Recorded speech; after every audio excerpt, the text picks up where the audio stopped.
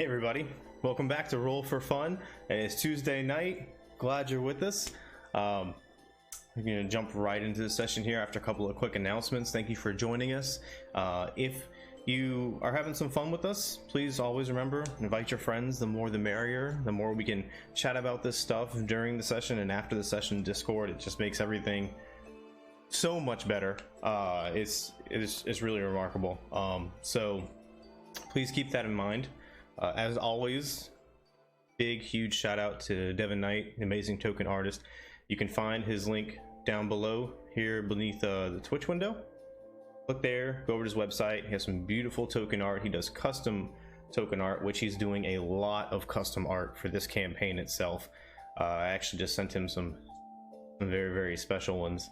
So yeah, go over there, tell him we sent you. It's great person, front of the show since the very beginning, over a year ago. So check him out when you get the chance.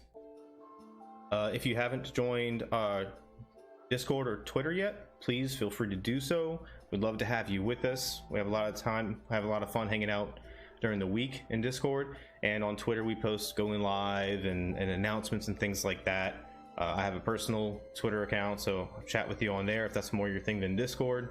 But Twitter link for the official Roll for Fun accounts down below, and you can just get with me in Discord if you want my personal Twitter. I might end up posting it or something. Ari had something to say, a recent development. A recent development for our newer viewers who, as we know, it can take a long time to catch up on D&D because there's so much to cover. So I'm starting on our Discord server and on our website doing episode recaps for the last few episodes as they come up. I, just before this one, posted the recap of our last one. I'm slowly working on catching up on it, but if you're behind, there should be something written out there for you. Thank you much, Ari. And then Josh wanted to say something about Twitch subs tonight. Absolutely, everybody, don't forget to take a look and take a chance whenever possible. Go ahead and smash that follow button, and don't forget about the subscription models we got. With every subscriber, you got access to some extra badges, some custom tokens, and share the love and pass it on. We appreciate every one of y'all. Very, very much so. Well put, Josh. Thank you. All right, so that about wraps it up. I guess it's time to jump into tonight's session of Roll for Fun. So, let's play some D&D. Totally forgot to showcase the pink shirt. You can stand up right now, go for it. Show it off. New Roll for Fun merch. What? Look at that. Oh, look at that model. That's what I'm talking about. And the DM. I'm the DM. I like it. He makes it look good. I totally just dropped that. I forgot to mute it. No, you're good. It wasn't even that loud, I don't think. It looks great. We had another community member. He got one as well. He I don't know if he wants to send a picture in Discord or whatever, but he got a cool one too. And y'all got cups and stuff. Super excited about that. All right. Good. So there you go.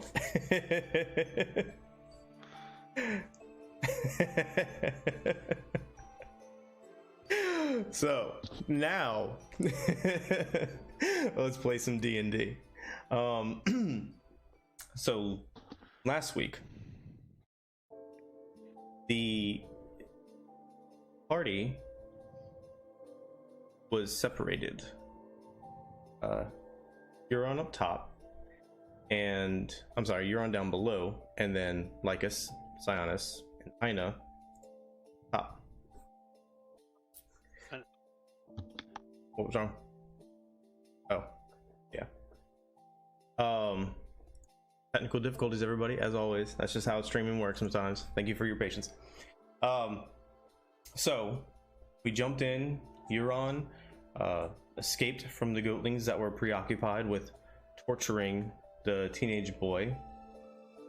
She ran off into the hallway, and meanwhile the rest of the party members dealt with two living statues of these huge 6-armed warriors in the hallway above. After dispatching them and Euron exploring a little bit in the bowels of the Mossy Temple, they both came back at the same point in time with some goatlings that were now focused on Euron. The rest of the party came in from the south. They noticed Sionis, honed in on him, and the party worked together to dispatch those goatlings. Following that, the heroes decided to take a brief rest in a grove off to the side where they met a couple of satyrs and a nymph. Glorious the satyr introduced himself to you, the one who you know helped Karina escape. Gave you a little bit of information about Demetria, why she does what she does, the fact that there is extreme danger. And after recovering some of your energy and some of your health, you decided to head off and talk to Demetria herself. Initially, Euron entered alone. And then Lycus followed. And news of your reputation preceded you. She knew who you were. She is in league with the Dark Queen, the Mad Titan, Lutheria. And she informed Sionis that Lutheria herself has marked him for death. Shortly following that, Sionis thought the best course of action would be to grab the Horn of Balmetria suddenly off of the table and bolt fast as he could, surprising pretty much everybody in the room. And that's where we left off. So that's where we're going to pick up. Over to the map.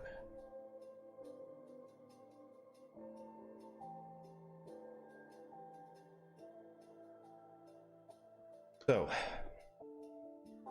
just a quick reminder of the setup inside of here. All four of you were seated at the table. Lycus and Euron were on the left side. Sionis and Aina were on the right side. Near you, south, were four of these teenage girls who had gone missing and were supposedly in great danger.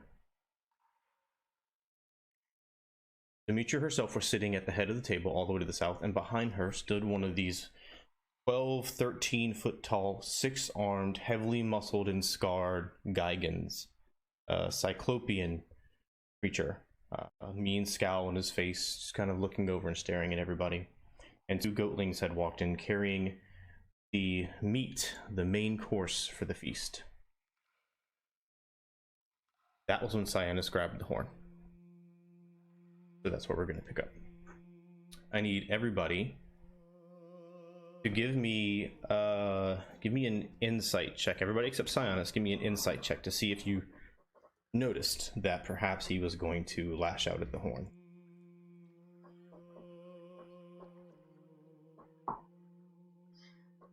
God damn it. That good, huh? Absolutely. Fantastic. That's a 4.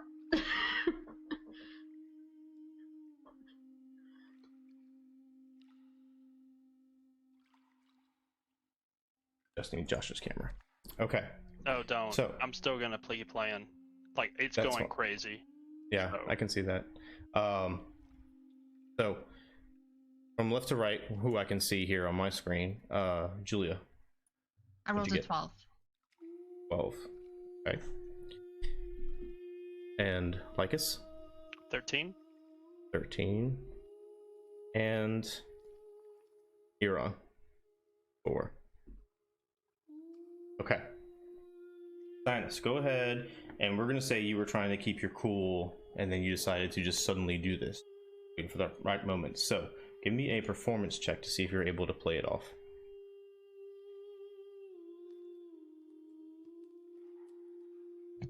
And that's a 20.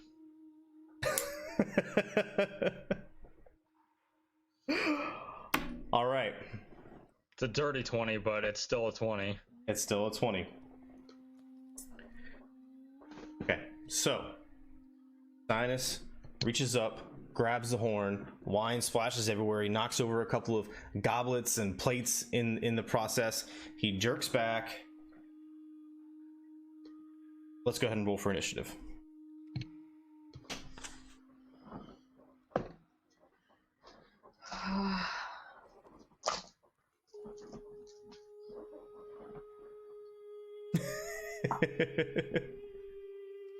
Everybody's done? All right. I know. What'd you get? An 18. 18. All right. Sionis? 17. 17.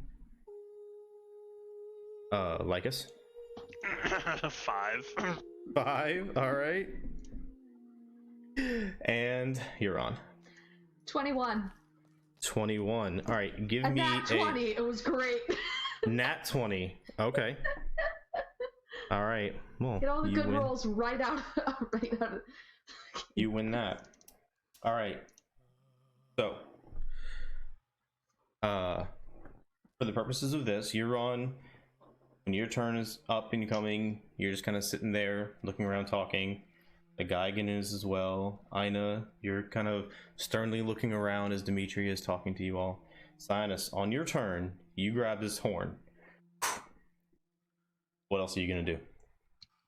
Then I'm gonna start dashing. I'm gonna start running towards the door. All right. Go ahead and chart your movement out. Can you share the map? I can. I forgot to do that. That might be a little helpful. Might be a little helpful. Oh, you also want to see where you're going? Well, I know. I'd like to. Some people's Ow. children. Right? That would be lovely. How needy. You're so entitled. So to there, and then Now keep in mind there's a door to the north of you, and then there's that one to the northwest side of the room where the two goatlings are nearby. yeah, I'm planning on just running straight down the hall. So gonna run up, dash, run through the door. Okay, so here's the thing. Door's closed. Oh, okay. All right. You use your free object interaction to grab the horn. That means to open the door, you'd have to use an action. Okay. Then I will not dash. Give me a sec. Run up. Go to here. And then I will just get ready to dodge. Okay, so you're gonna take the dodge action? Yeah. All right, so you do that. Demetria stands up. What do you... Get the horn! The goatlings are kind of looking around, they're scrambled, they don't really know what's going on, they're trying to figure out, you start barreling towards them, they seem completely off guard. Lycus, you're surprised. You're on, we're gonna come back around. You were at top initiative order, but this is one round since this started. So you're surprised, the Geigen's surprised, and Ina is surprised. So, Sionis. Everybody was surprised, you caught everybody off guard. What are you gonna do now?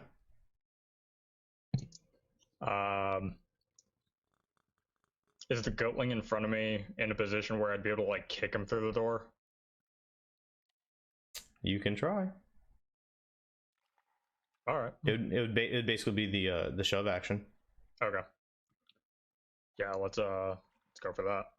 All right, athletics check.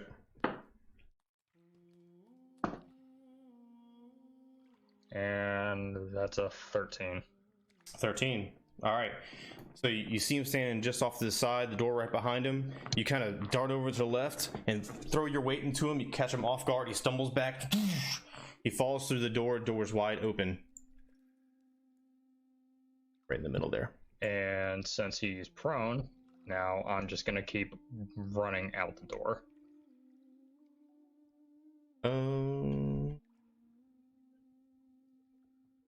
Second. Check something. I'm pretty sure you can't move. Well, we'll say you could throw him off to the side just for fun. We'll look at that later. All right, so you can do that, but he is going to get an opportunity attack against you. Okay. So you run by. and he tries to grab at your ankles as you're running by him. Does a 17 hit? Shit. Yeah. All right, so 17 hits. So as you're running by, he grapples at your ankles and wraps you up and holds you still. All right, so I'd be back there. Yep. All right. Anything else? Then I'll just use my my cunning action to. Wait a minute. Is he holding me? Yeah, you are grappled. Your movement speed is 0. Shit. Okay. Yeah. Then I'll just Oh, give me a second. Okay, it would have been a 16. He was prone. He had disadvantage. It was a 12 and an 11 naturally plus his modifier. So you still would a 16 have hit you? No. It would have still hit me. So. All right, so there you go. Just making sure. I don't think you can grapple as a reaction. No, so he didn't take the grapple attack action. He took the bite attack, but he has a special ability where instead of dealing damage, he can grapple. I knew it as soon as I rolled. I knew it as soon as I said something. No, I appreciate that though. I do. I know you tell us to do it. I was like, I do. You're right. Yeah. All right. Cover me. So, okay. So I technically couldn't disengage because he's still holding me. So,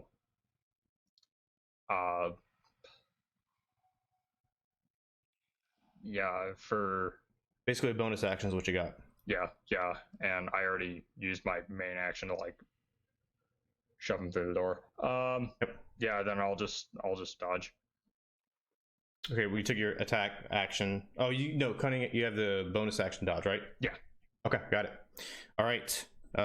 Demetria is up. What's Demetria gonna do? Demetria is going to look over to you, Lycus. Be a darling. Across the table and 4 other people. Yeah. Be a darling and get my horn back. I'd hate to have to hurt your friend. Oh. What is he thinking? Absolutely. Let me go get that. And I hurry up and run out here and. All right. Yep. So it's not your turn yet, but you can do that on your turn. Right. Goatlings are up. So the one that's on you he is going to hold you grappled. While you're grappled, you have disadvantage on attack, saving throws, and ability checks, Slanus. The other one is going to come up through the door, and he is going to. I can't get off. And he's going to attempt to. That's what she said. Shove you down. 17. Disadvantage on that. 16. It'd be athletics check actually. So that would be a 15. So I need a acrobatics or athletics check from you to try to avoid being shoved down to the ground.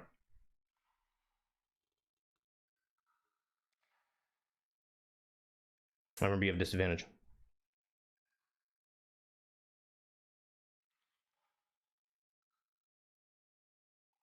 You're muted, buddy. I threw a 15 and a 21, so a 15. A 15. No effect. All right. So he's trying to shove you down. You meet force with force. You stay on your feet. Lycus, now it's your turn. All right. I shove my plate back, kind of like, get it all out of my hands because I was enjoying this amazing feast here. And I hurry up, I run over, I grab my short sword and I shank this goatling right here to get him out of my way because fuck goatlings, charmed or not, goatlings are going to die because I can't get the horn if he's in my way. You don't have to explain it. That makes sense. If I had questions, I'd ask you, buddy. Yeah, I got it. Charmed or not, goatlings still die. It's like, yeah, I love you so much. So we're gonna go ahead and nuke this guy. All right, here we go. Here, mute that. There's a 13 hit from the back. Oh, Barely. I love it. All right, so short sword, that's 1d6 plus 3. That's 6. That's 9 damage. All right. So you see him engaged, pushing and shoving with Cyanus. You come up behind and just short sword slide it up into the back of his rib cage. It's not like brutal or anything. It's like, excuse me. Excuse me. You feel his body kind of as the wind dies out, and he just crumples on the side, slumped up against the wall, nasty tongue out of that vicious-looking mouth. And I scream at saying, "You give me that back right now!" And I make sure it's loud enough she hears me. How dare you embarrass us in front of our friend? You know better than that. You give me that stupid horn now. Are you gonna move up closer to him? Yes. Okay. Yeah, I'll go right up on him. All right, you got it. All right. That's it, Lycus? Yeah, there's not much I can do. I can't action try to take it from him. All right. You're up. Right as I just took a bite.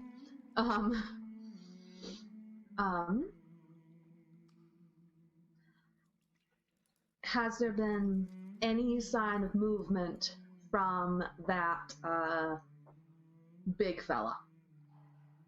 He's kind of startled. He's still trying to figure out what's going on. All right. No sign of movement from the big fella. I am going to get out of my chair and let's see. I would like to get up behind Lycus. Okay. And what? Yeah, remind me how this works, because I cannot remember here. Okay. If a person is charmed, if I punched him in the face, would that help him give him a chance to break the charm? What the fuck? You just slap. No. Give me an Arcana check to see if you're on. You gotta pay to do that. And also, when you were looking towards the guy again, give me a perception check for that too, please. Okay. So the perception check is an 8. Okay. And Arcana, because I have a +2. Arcana. Of course, I roll better for that one. 16. 16. Okay, so the answer to that can best be summarized by saying sometimes. It depends on the nature of the spell.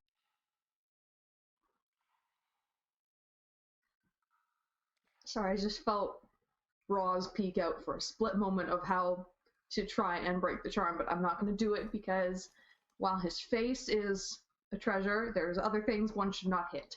Other treasures one should not. Sure. So, actually, no, his back is to me, right? Mm-hmm. Do I have enough of an action left that I can, like, slug him in the shoulder? Yeah, no, you can hit him. That's fine. All right, I would like to try and hit him. All right, you would have advantage on this. What the? What? I'm aiming for your back, not your face! I mean, she's behind you. You're not expecting it. Wow. That is really a 14. helping the cause. Actually, wait, no. That's unarmed, so I don't get... I never know. Strength modifier. Strength modifier. I think that strength modifier is... It's pure strength. Ooh, Yeah. ooh, Gloriana. So 16. Yeah, that hits. Yeah. A little love tap. Yeah. So unarmed is gonna be 1 plus your strength mod, automatically. 3. 3 total. 3 total. Yeah. All right, so you're gonna take 3 bludgeoning damage. Ow! That hurt. Thanks. Did it work? You're on. Yeah, it hurt me. It worked. Congratulations. You see Lycus's head can rock forward, his hair kind of briefly cover up and then uncover his horns, and he turns back to look at you. And his eyes are going back from you and Cyanus. He's very confused. He says what he says. You just called her off. You called her our friend. Yeah. Because she's our fucking host. She's our friend. Did you not taste that wine? Host. Did you not eat that chicken? That was... I'm just gonna grab, if possible, with left of my interaction, I want to grab his face and go, that was a human. You can do She it for free. fed That's us fine. people. You looked in the kitchen. I mean, I saw some food being chopped. Some meat was present. I didn't see human corpses. There's people in here. All right, at this, you hear the chairs. The girl's kind of shrieking as the guy again makes his way across the room. Is he our let's friend? see. He is going to move right up next to both of you, and you see him kind of standing over there. There's two middle arms on his hips. Top right and bottom left arm each have a shield, and he has a spear in his opposite two arms. And he's kind of holding them out, just kind of glaring at you. He obviously wants you to either do something or get out of the way so he can do something. But he's not, doesn't seem to be acting yet. I know, you're up.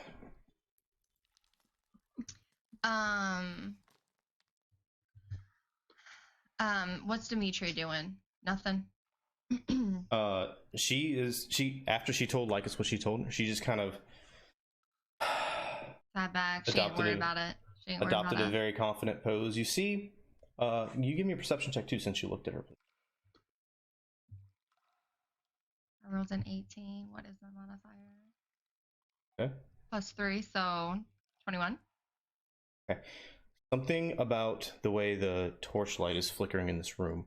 On her left hand, which is folded across her right arm, you see this ring. I don't know why, but something about it just kind of catches your eye because it's not the same as the other naturalist type of equipment she's wearing, the dress and the jewelry. This is it kind of looks like a platinum type metal with a black opal type oval shaped gem, and there's something on the gem, a crest or something of Okay. but you notice that stands out to you when you're looking at her. But yeah, she's standing there confidently, just kind of waiting for her servants to return. Okay. I will draw my chakram and throw it at the guy gone. Okay, I get advantage, right? Because his back is to me and he's not expecting it. that's fair. Sword cuts both ways. Okay, I rolled a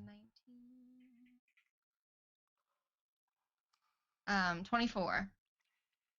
24 hits. For 8 damage. And I'm gonna All right. bonus. I'm gonna take my last rage now. All right, so Anna glances around for a minute. She reaches over by her belt. The metallic just flings through the air, ricochets off his shoulder blades, bounces around the room 3 times. It comes back to her. She catches it with a flourish and lets out a vicious war cry. Her muscles swell. You see the veins pumping in her neck. On. All right, so is that it, Anna? Oh, and then I just like look Demetria like right in the face, like yeah. Oh, her entire appearance has changed. She is very upset. Cyanus, you're up. Alright, first off, I'm just gonna try breaking this dude's grapple.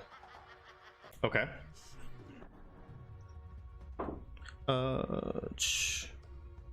Acrobatics check is fine. That's a nat 20, boy. All right, so you see Lycus walk up to you and start yelling in your face, and the goatling seems kind of distracted by this. So you take a swift heel to the head, knock it loose. He lets you free. What else are you gonna do? Then That was your I'm just action. gonna move down the hall. All right. Start darting down the hallway, passing the torch on your left, coming up to the corner where the kitchen is. Anything else? That'll be it. All right. Demetria is up. Ina, as you're staring down at her, you see her face go from that very confident, relaxed, her shoulders kind of hunch forward a little bit, and she gets a very menacing look on her face, and then you see her skin start to change color from the pale, humanistic to this type of grayish, bark-like substance. What else is she gonna do? She is going to...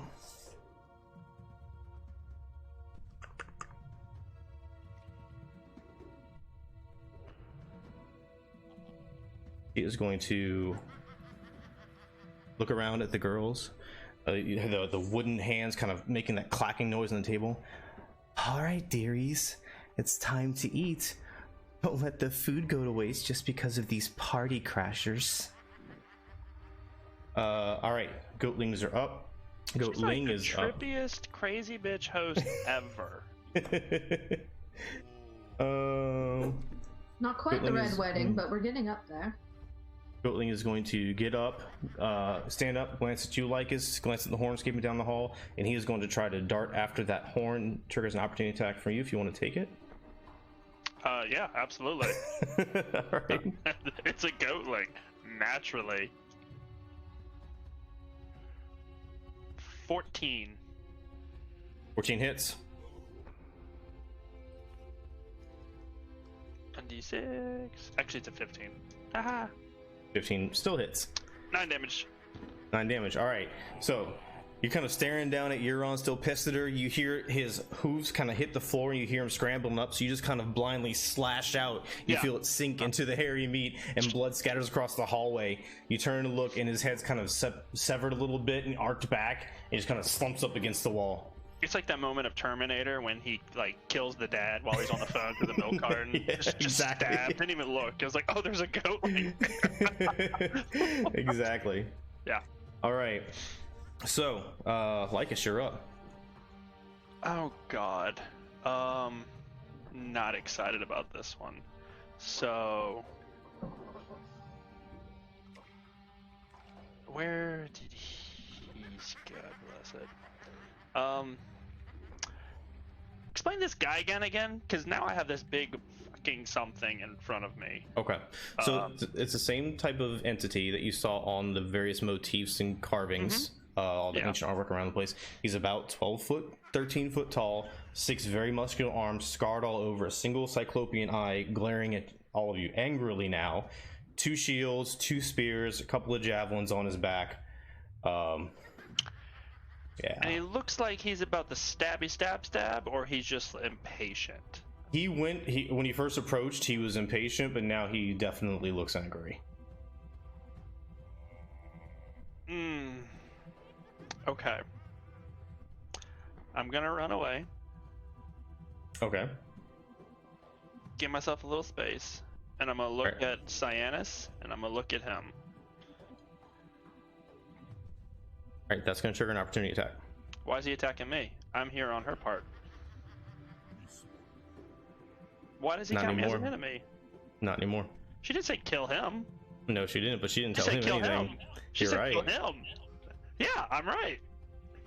You're right, she said to kill him. Nice try. Yeah, him. All right, so are you still going to move away? She said get the horn. Are you still going to move away?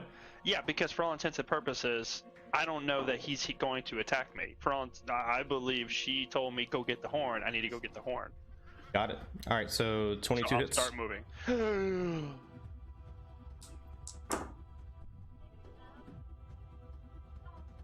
All right. I'm the one doing the nice thing, and I'm gonna go down first. As you turn to walk away, you feel this sharp pain in your lower back. As the spear penetrates just through your side, you are going to take 12 piercing damage.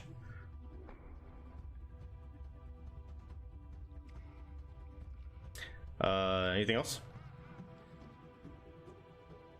You're muted if you're talking. No, that's it. Okay, so you're gonna keep moving, right? Yeah. Oh yeah. And, well, no. Hold on. I'm gonna get 5 feet, and I'm gonna stop after this son of a bitch stabs me. Okay. Like I start walking, like, what the fuck? And then I'm going to dissonant whisper him. Or All right, go for it. Because that hurt. It's the only spell I've got left. I have no idea what to do here. Yeah, let's go. So I need to get a DC. I need a DC 13. Target must make a Wisdom saving throw. I need a DC 13 from him. All right, Wisdom save. Sorry, man. That's a 17. Yeah, don't worry about it then. All right. I'm just gonna scream run. All right, you got it. You're up. Oh, no, never mind. Go ahead. No, go ahead. I'm just inhaling and going, hoo boy.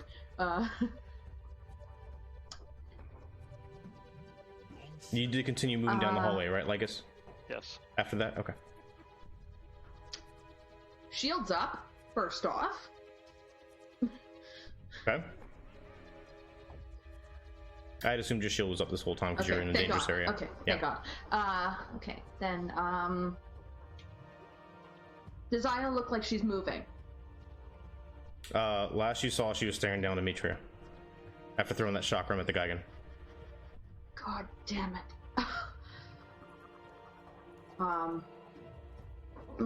She's torn for a minute, looking down like squishy idiots running off that way.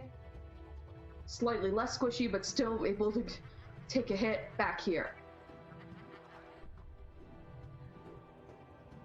But also blocking the door.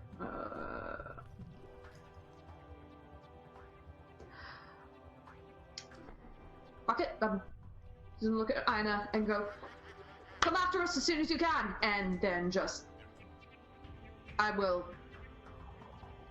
action disengage and then run. All right, you got it. Also, like, I need a wisdom saving throw from you since the guy can hit you.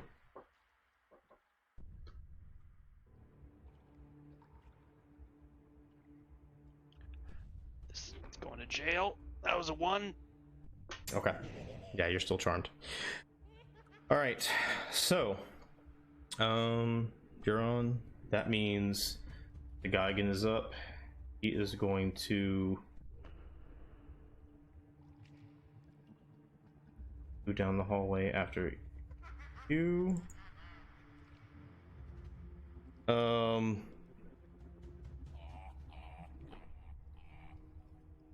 You hear the heavy footsteps. The shields and the spears kind of scraping the walls as massive form comes down the hallway, and he reaches out with one of those middle arms to try and grasp at Euron, and that's going to be a 26 to hit. It's an attack for him. So he grapples you, Euron, holds you steady, and for the sake of hilarity, can he lift me up so my feet are dangling and like kicking like a kid? Just for the sake of it, because I think it'd be a funny image. Oh yeah, don't worry. He picks you up and he kind of slings you up over his shoulder, and then he drags you back 5 feet towards the room. All right. Ina, you're up. Okay. I'm gonna tell Demetria, I'm sorry, you're not gonna see me kill. You're not gonna see him die like in front of your eyes. And I'm gonna like make my way over to like where I've already positioned my token. Okay, so you run over to the door. Yeah, I'm gonna run over the door, and then I'm gonna throw my chakram at him again. Is he facing me now or no? He is. You see him kind of has Euron over his shoulder, and she's like trying to stab at him with her spear and everything. You can go ahead and throw your shot. Euron is cursing like a trucker. Like, I was gonna try to hamstring him, but he's facing me now. This is the angriest you've ever heard her sound. Does a 14 hit him? He turns, he sees you there. Shock him, slides on the hallway. He takes a shield, deflects it, bounces off the wall, comes back to you. Shoot. Okay. I think that's all I can do. Yeah, that's all I can do right now. All right, Honest, you're up. All right. I see all this happening behind me, and I still just like booking it down the hall.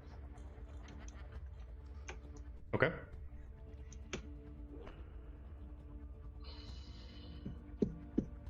Are you gonna take your action to dash or no? Are you gonna keep dodging? I'm just clarifying because you said you're booking it. I'm trying to think if I should open the door or not. I don't think I should. Yeah, I'm just gonna like dash down the hall. Okay. And you have bonus action dash anyway, so you still have an action. Yeah. Okay, so you can go 60 feet. So Sinus's hooves echoing down the hallway gets further and further away. Anything else, Sinus?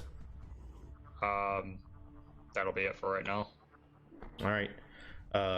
You see, Ina, you still hear Demetria in the background kind of cooing at these women, trying to get them to eat this meat. You hear her say, "That's right.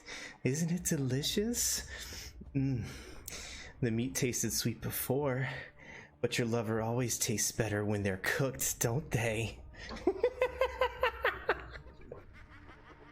Alright. Lycus, you're up.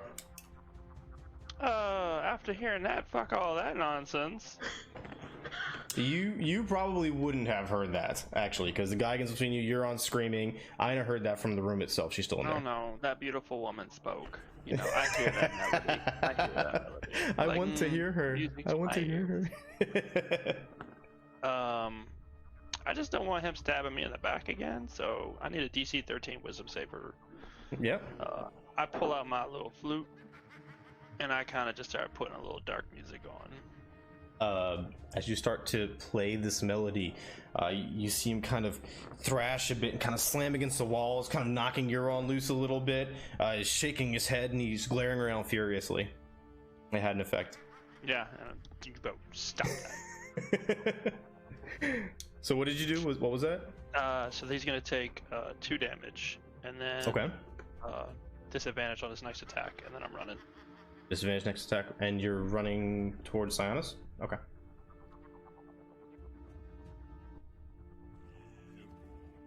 Got it. Is that it, Lycus? Hell yeah. You know what? No, on my way out, I'm gonna be like, "Euron, you got this. Get away!" And I'm gonna throw her a bardic inspiration. Thank you. It's like, you're good. You got it. All right, Euron, you're up. Euron wants down. Now. So she's gonna try and, I guess, do I stab him or do I just try and break the grapple? I'm gonna try and break the grapple. Okay. Athletics or acrobatics, please. Athletics. Mm-hmm. And I'm going to use my bardic inspiration for that.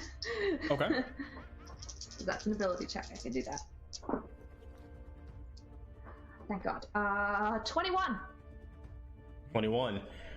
So you kind of jam your spear into the walls. He's thrashing about and uses it as leverage and jerk really hard. And you kind of tumble over behind him on the opposite side of him from Ina. You're free from the grapple.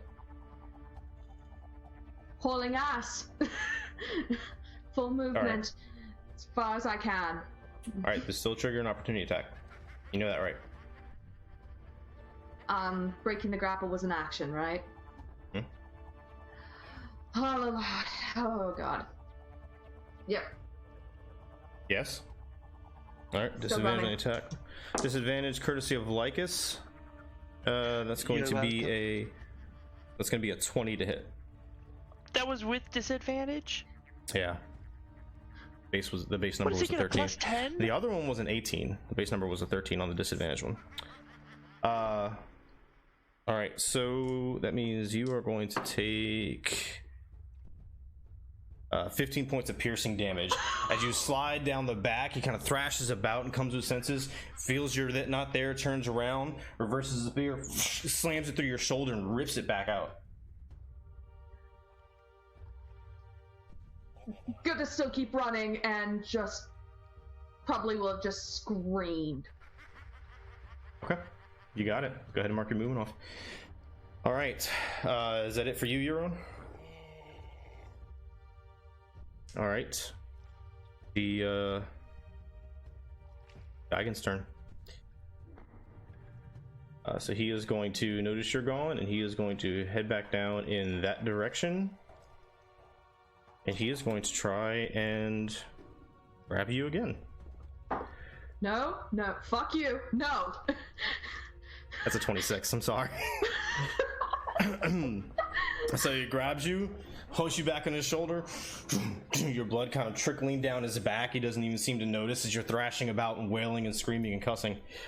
Ina, you're up. What are you gonna do?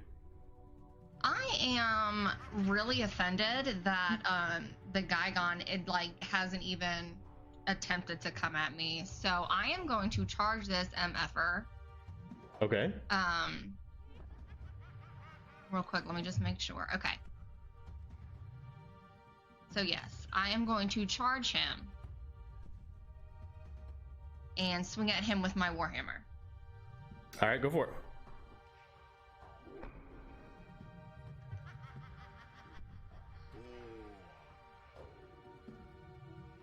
22 to hit.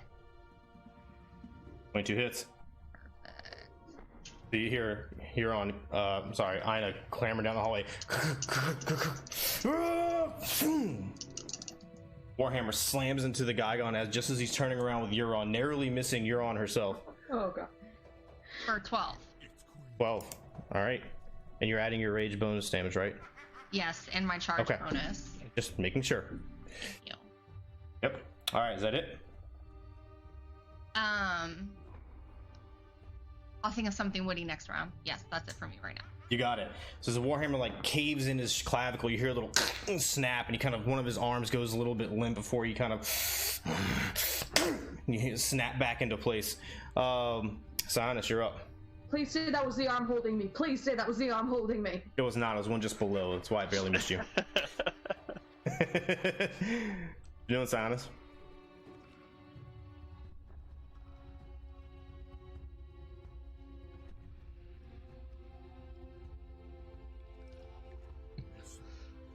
All right, I'm just gonna keep running down.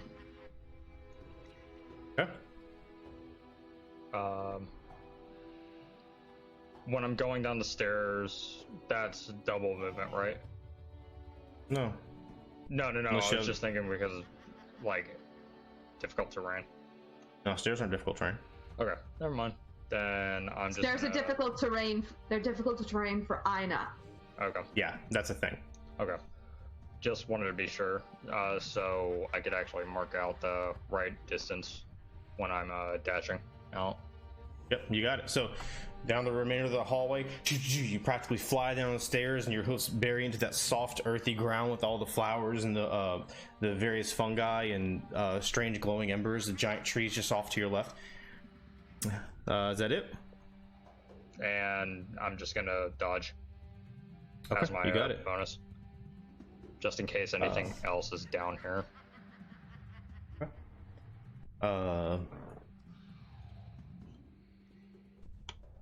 Got it, man. Let's see. All right, so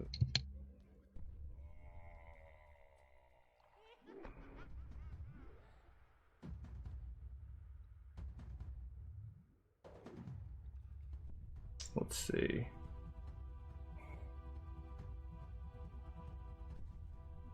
All right, Lycus, you're up. I see Big Boy, and he's holding Euron, and she is bloodied, painful. I want to punch her myself because she punched me.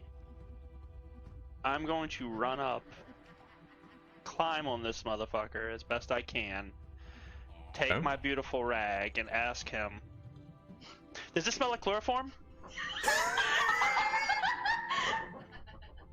And then I'm going to use my essence of ether that you had given me. All right, you got it. What do I need to do? I don't remember. I gotta look it up. Okay. What was it? It was essence of ether. Yeah, I got it right here. DC. Oh, he's gonna own this. DC 15 con.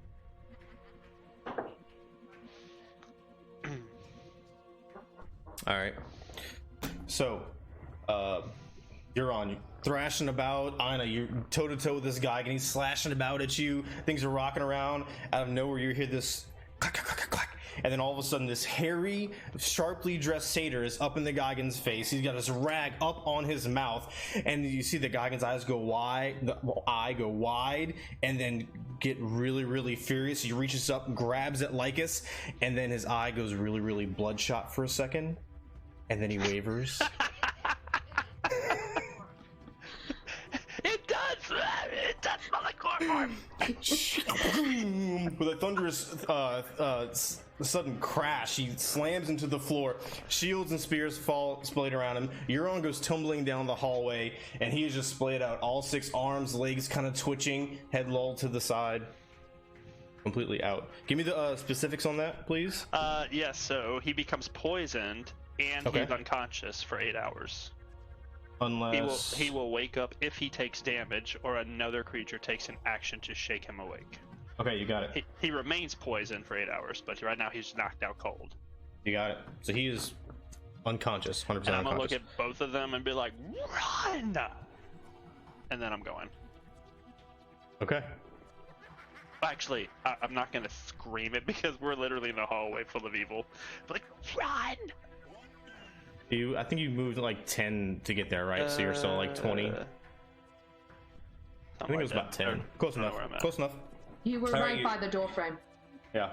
I'm just gonna keep this door closed. Yeah. All right. So. And that's it. I have saved the day again. You're on. You're up. Clutch. Fucking clutch. Euron is not passing up this chance. Is he holding on to one of his spears, or is it just sort of... I mean, so the shields are attached to his wrists, and he kind of fell unconscious. The spear, one of them's kind of off a few inches away, the other one is in his hand, but his hand's not tightly gripping it or anything. The one that kind of rolled off, I want to grab it, so I have a spear. Okay. And then I am going to pull ass. But first, I'm going to run over by Lycus, and I'm right going here, honey. Yep, right here. It's okay. Right here. I'm going to turn and kiss him full on the mouth for a second, and then just run the last... Actually, wait, no. Yeah, run the last 10 feet. Okay. It's the pink shirt. It's the pink shirt. Look at that. Look at that. You're on right there. Look at that. Yeah. All right, you got it. She's just looking. She's just gonna look at him and just go, "Everyone gets one," and then just go. All right, Ina, this just happened. At this point now, oddly enough, just happened to line up that way. The Geigen fell, splayed out in front of you. Your friends are hauling ass down the hallway, but you hear from the open door behind you. You don't hear the cooing voices anymore. You hear this shriek of pain, of torture. You hear what sounds like cracking bones and this inhuman sounds reverberating from the dining room out down the hallway. Geigen split out in front of you. What are you gonna do?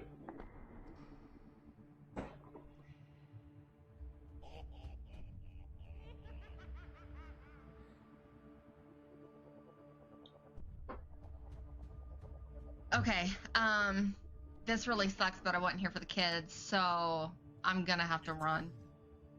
Okay. Getting through the Geigen's area is gonna be difficult terrain. Okay.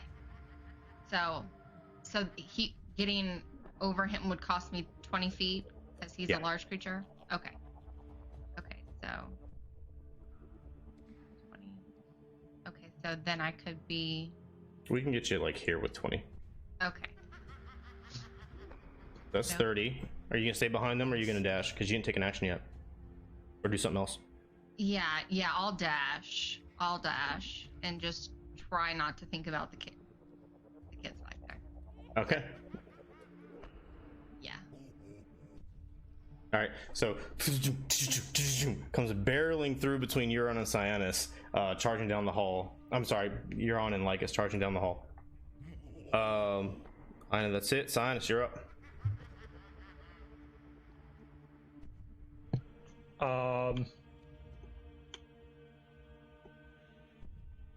I'm just gonna keep running.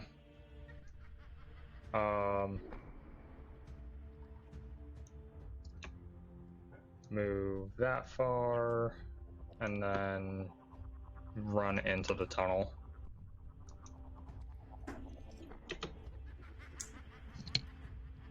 All right.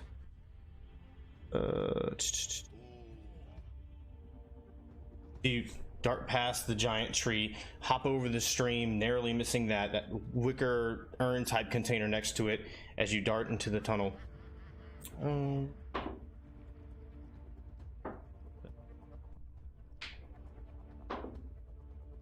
Does a 14 hit you?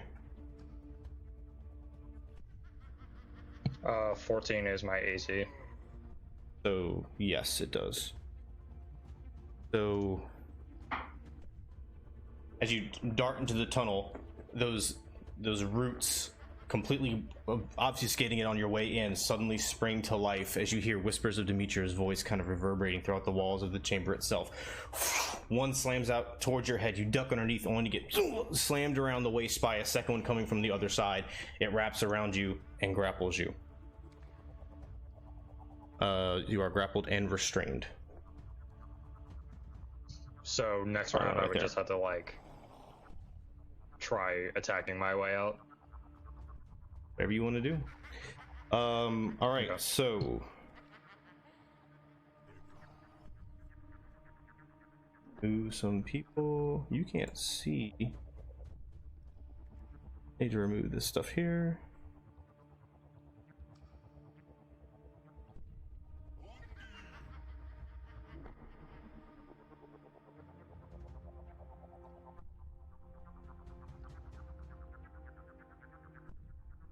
All right.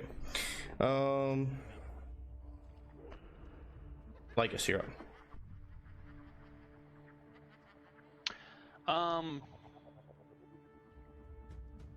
That's the kid door. Yes. I'm gonna kick that in, and in the deepest voice as humanly possible, I'm gonna holler at them, "Come with me if you want to live." And then I'm just gonna haul ass. Okay. You kick it in. You see two of them startle awake, and the other two who were engaged in things have now they started. Were having a hell of a session, huh? They were engaged. They were engaged when Euron went by, but they have now stopped, and they were just kind of cuddling. They bolt up. You see all sorts of skin and furs flying. Give me a persuasion check. Yeah. Let's see, persuasion. You know, I'm an excellent. Oh, I am an excellent persuader. 18 plus 4, 22.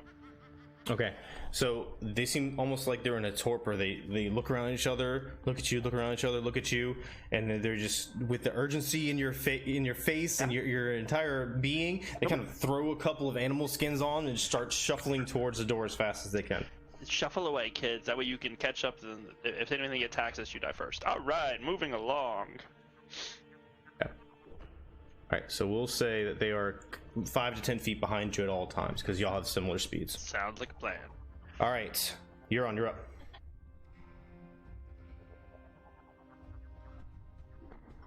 Okay. You got the kids, which any more kids in that room?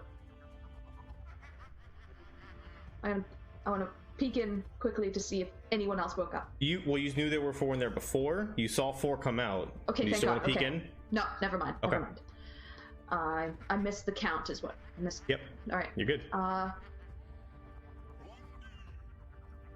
I'm going to dash and haul my ass down the stairs.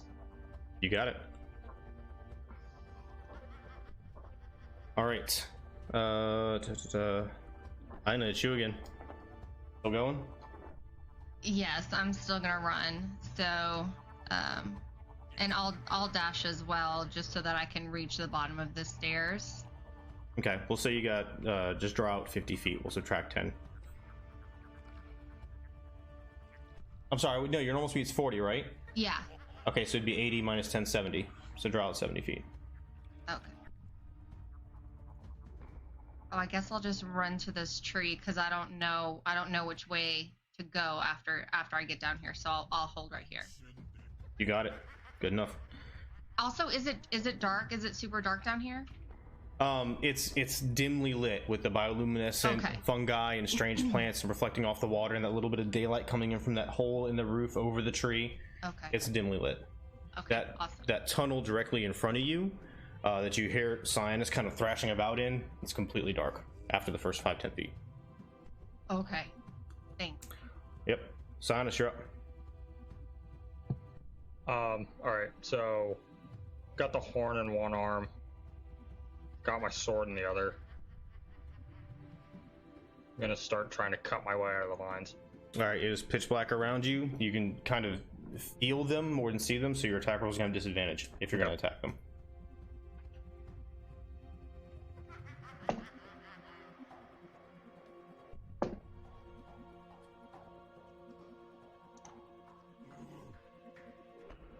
All right, so that's a 15. Okay.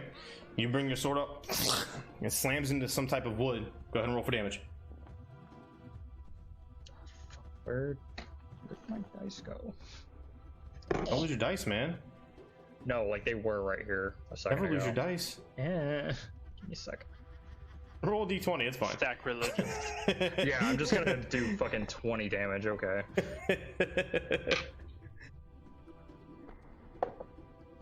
Alright, and that's 8 damage. 8. All right. So you slam into it. Your sword gets stuck a little bit. You kind of have to wiggle it up. Still wrapped up though. Okay. Then no, wait a minute. No, I can't do that. Never mind. All right. Yeah. Then that's it for my turn. All right. All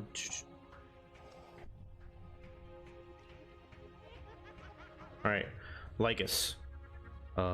Behind you, you hear sound of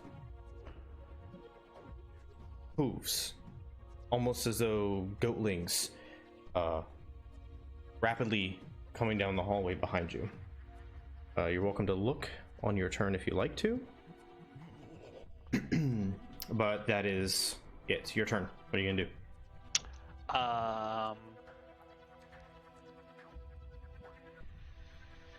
I'm gonna look. Okay. You see, as you turn around, you see Demetria. Oh, Her now wooden skin, kind of floating over the Geigen a few inches off the ground, come around the corner, and you see the arms and hands of 4 Maenads clambering over the Geigen's body, chasing down the hallway after you. That's a whole lot of nope for me, ladies and gentlemen. Unsubscribe.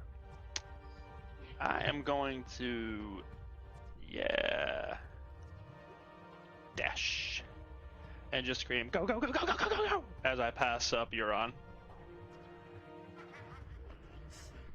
You got it. And the 4 teenagers look back and they just kind of shriek, but then they stop for a second and look back, kind of torn between Demetria and you, and they decide to keep following you. Maynard's kind of freaking them out. All right, Euron, you're up. The teenagers are following, right? Yeah, they're staying relatively good. They're 5 to 10 paces behind you and Lycus. All right. Okay. I just want to work out distance for a moment. I have a stupid idea. I know my stupid ideas usually are stupid, but I haven't a thought. So I want to at least take my full movement.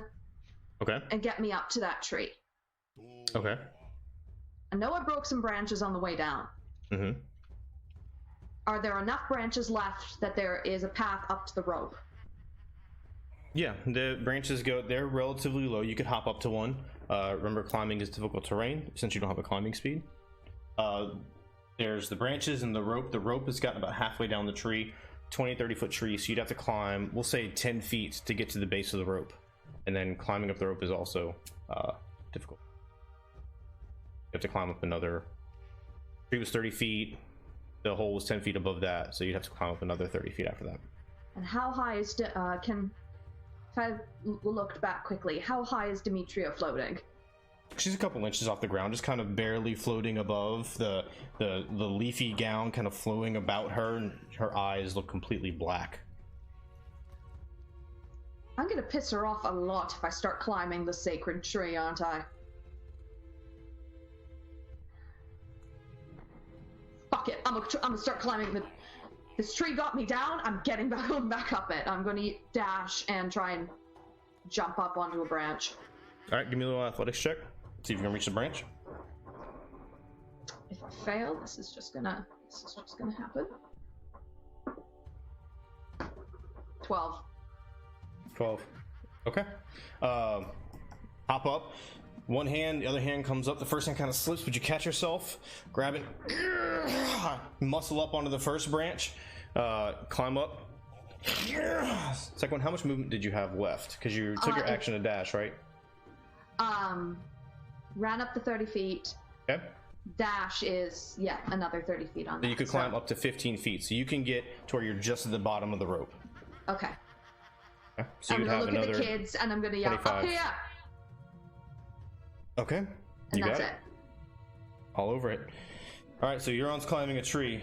Ina, you're up.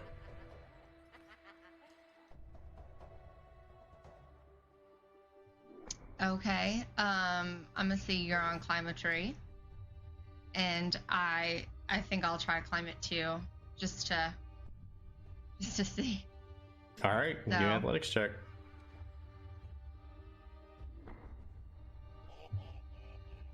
I wish to God these moments would... 14. 14. All right, so you see Ina, she kind of backs up a second and not so much climbs as she jumps up, grabs like the second branch that you grabbed and muscles up and puts her hooves on the first one, and she just kind of wiggles her body up these branches and grabs a rope right next to you. So that would be 15 feet to get to where Euron is. You want to keep climbing? Yeah. Well, I'll use all my movement. Let's just like keep this momentum going. All right, you are at the base of the tree. We'll say that you get climb over and over. Give me another athletics check because you're still climbing. It's gonna be easy, but you're going past like one turn. 15. So, okay. Muscles just rippling as she's climbing up this thing, shield and warhammer dangling, the second horse half of her body just completely off the rope, but she's using just bicep climbing up. You get to the top where your hand breaks through the hole in the floor above, and that's where you're stopping at. Okay. All right, Silas, you're up. All right, still trying to break myself out of the restraint. Okay. Well, you don't have if you want to, you can attack and hack your way out. You could also just try to escape. Make sure you understand that. That would be an action. Yeah, then I'm just gonna try escaping then. Okay. Give me acrobatics check. Or I'm assuming it's better for you. Acrobatics or athletics, up to you. That'll be a 16. All right.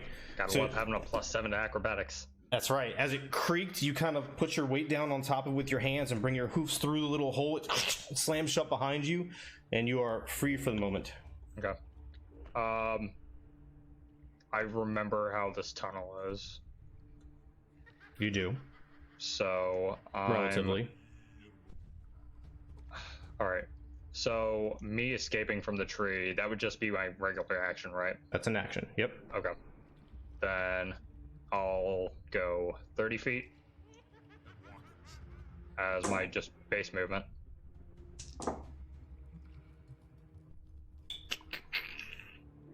Does a 11 does not hit you. 6 does not hit you. All right. So as you're going through completely blind, creaking and whipping sounds as these roots are coming out slashing at you. You hear them coming more than see them. You hop over, duck, go against the wall as you feel the breeze of one crossing your face in the complete darkness. You get to the corner and you see a little bit of light filtering through up above at the top of the stairs. And then as my bonus action, I'm gonna dash up the stairs. All so right. I am upstairs now, hopefully. Let's see.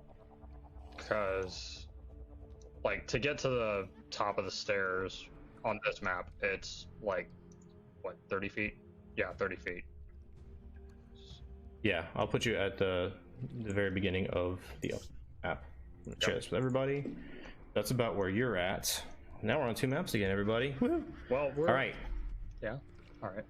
And then the last 30 feet, I'm gonna start. So the 30 feet was where you ended up on the second map. Yeah, so I've got another 30 feet in the chamber. Gonna do another hold 30 on. So when you dashed down the corridor, took those 3 attacks, that was the first 30 feet, right? And then you darted up the stairs, that was your second 30 feet. So where I put you on that map is where your dash action ended. Okay, yeah, never mind. All right. Tracking? Yeah, I got you. Okay. All right. So, Demetria and the Maenads are up.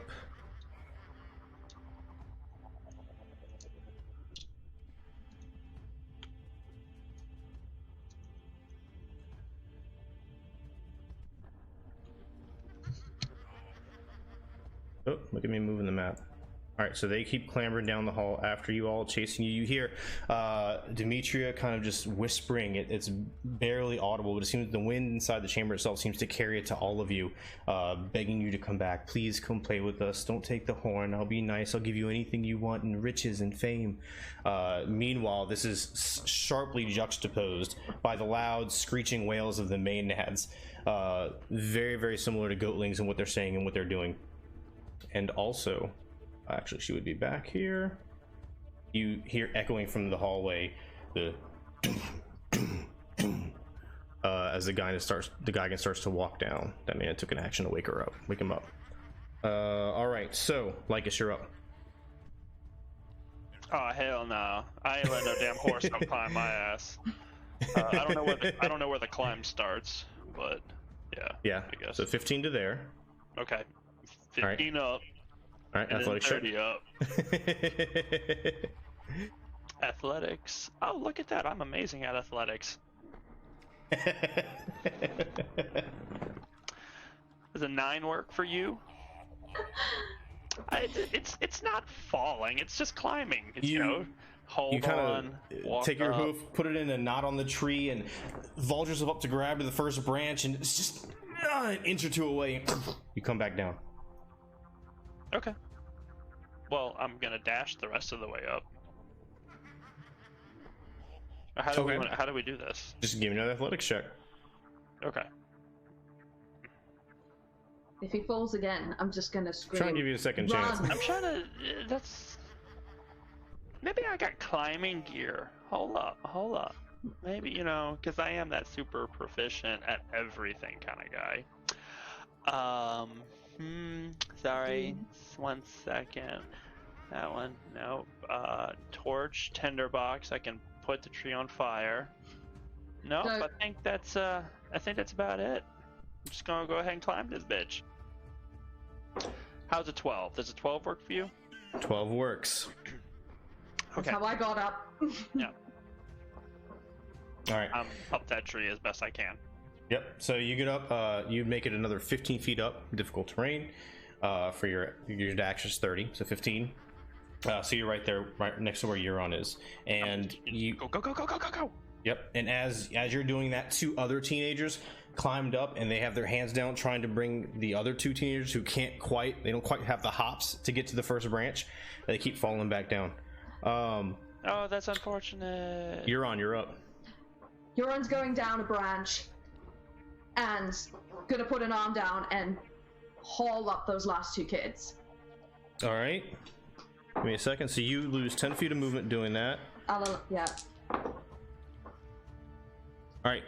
So reach down. First one on the wrist. Jerk them up. Second one on the wrist. This one loses her fur, but keeps climbing up, and the one next to him happened to have an extra one. So she gets on the branch next to you. They wrap up, and they start climbing again. You got them both. Good job.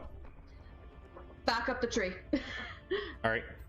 And onto the rope when I get a chance. All right, so that would have been an action. Lost 10 feet, so you get another 20. Because that was the help action. So 20 left. That means you get another 10 feet up. So you're at 25 out of 40 now, right? Okay. Yeah. That sounds about right. 20, 25, close enough. All right. Ina, you're up. I wanted to continue going up until I'm out of the hole. All right, so 10 feet of movement hops you up on top. You look around. You're in the chamber up top at the feet of Sidon's statue. Okay. You don't see anybody else around. You know that everybody else is climbing. You don't know where Sionis is or anything like that. So. Okay, I am going to call down. Can I see Euron if I peer down the hole? Yeah, there's a nice little hole where she kind of slammed through the going down, like a porthole into the tree branches. You can see movement. You see her. You see Lycus, bits and pieces as they're clambering up. Okay, I'm just gonna shout encouraging things to her. Remind her to hold to her purpose and to get her ass up here ASAP. You got it. All right, Sionis.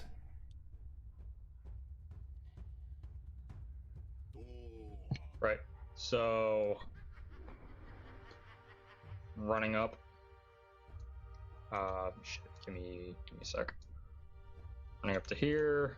and then I'm just gonna start hugging the wall. Okay, easy enough. You get in there. And then I'm gonna use a dash and hug the wall to here. All right. Climb around the pillars over these roots. One slams out from underneath you. You back up a little bit. Hits the wall with a crack against the stones. Bits of stone fall into the water next to you. You see the shadows in there kind of shift rapidly away from the bits of stone that fell in. And you got some more roots to climb over before you can get to the other side of the room. But that's the end of your turn? Yep. Okay. All right. So that brings us to Demetria in the main.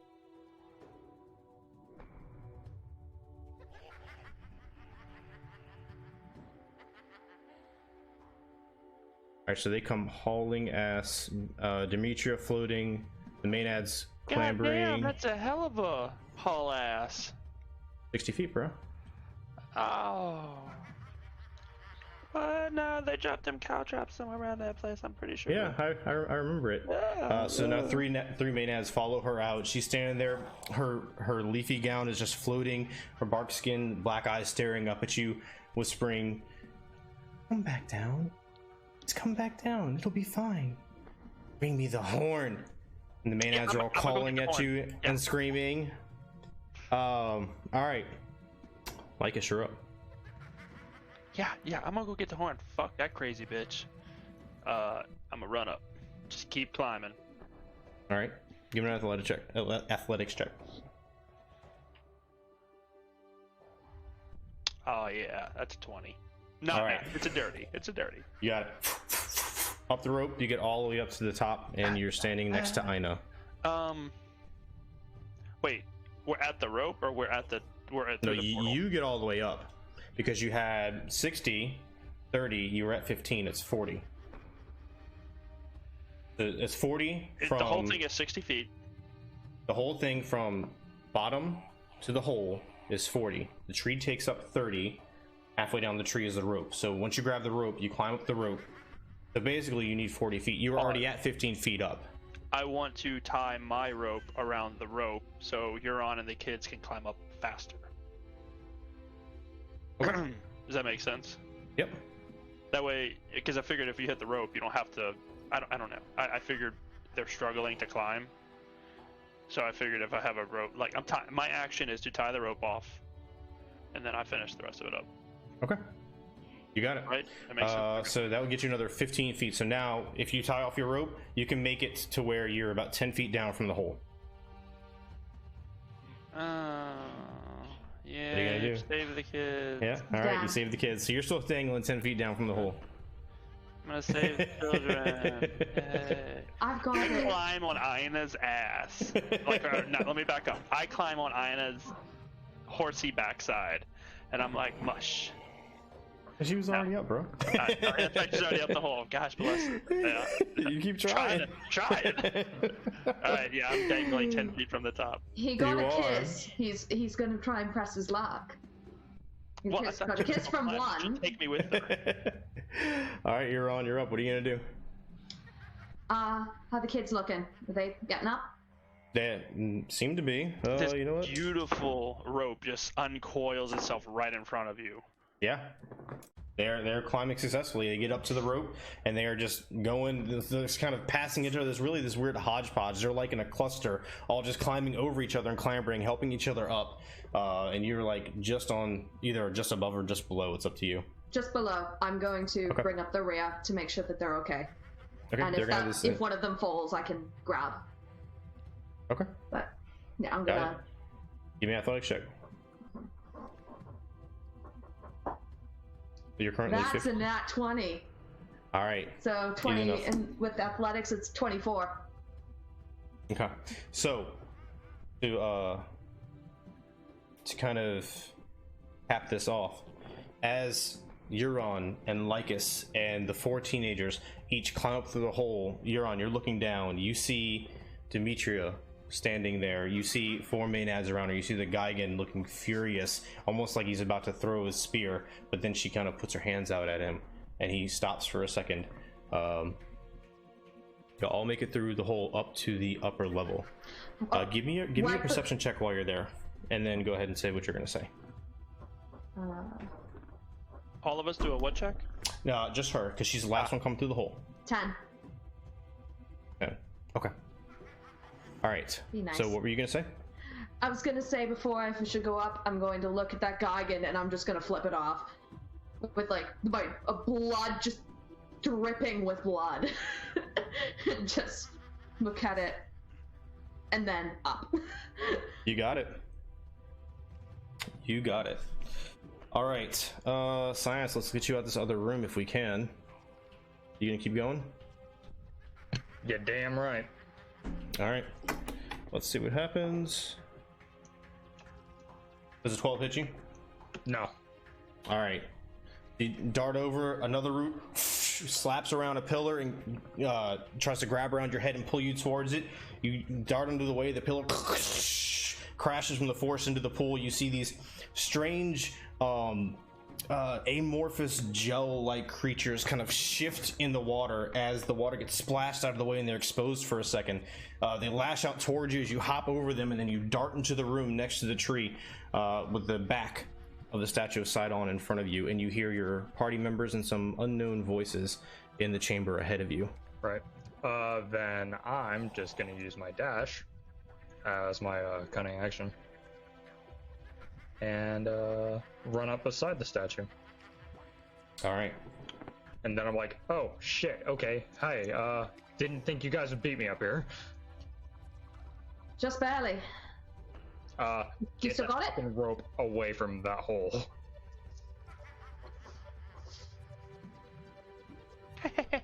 Leave the rope to me.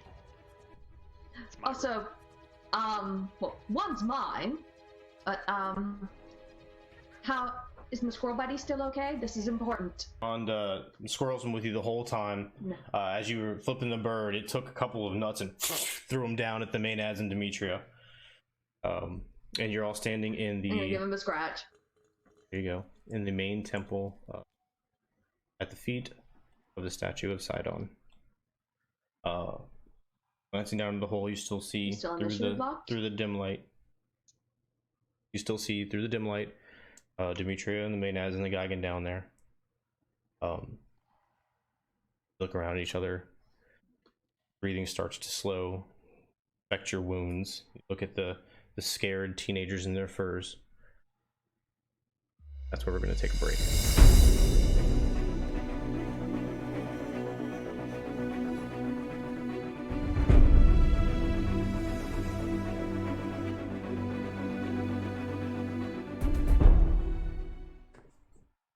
All right. And we're back. So, thank you everybody for sticking around. Glad to see you again. Let's jump into it. So our brave heroes just escaped, at least for the moment, from Demetria and her Geigen and Maenad followers, base of the Mossy Temple. Most of you climbing up through a rope and having 4 startled, shocked, and confused teenagers with you, standing in the main room of the temple structure proper, surrounded by the old wood. You hear now that your senses have come to you and the adrenaline is not pumping in your ears. The land that, when you first entered, that trickle of rainfall has evolved into a full-on storm with thunder and lightning and heavy rainfall all around you outside of the temple. What would you like to do? Right, so cool that we all got out, but I don't feel safe being here. We need to keep moving.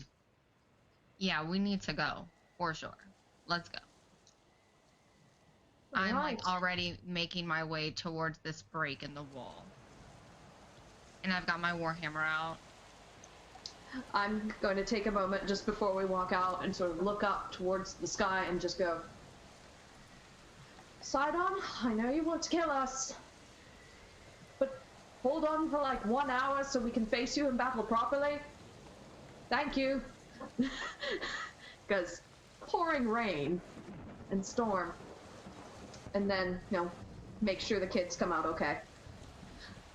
No, pouring rain is grace. It falls from the sky. He is so happy with us. He's just letting us know it's tears of joy. And right then, there's probably like a massive boom of thunder. It's the heartbeat of love. Jesus. All right.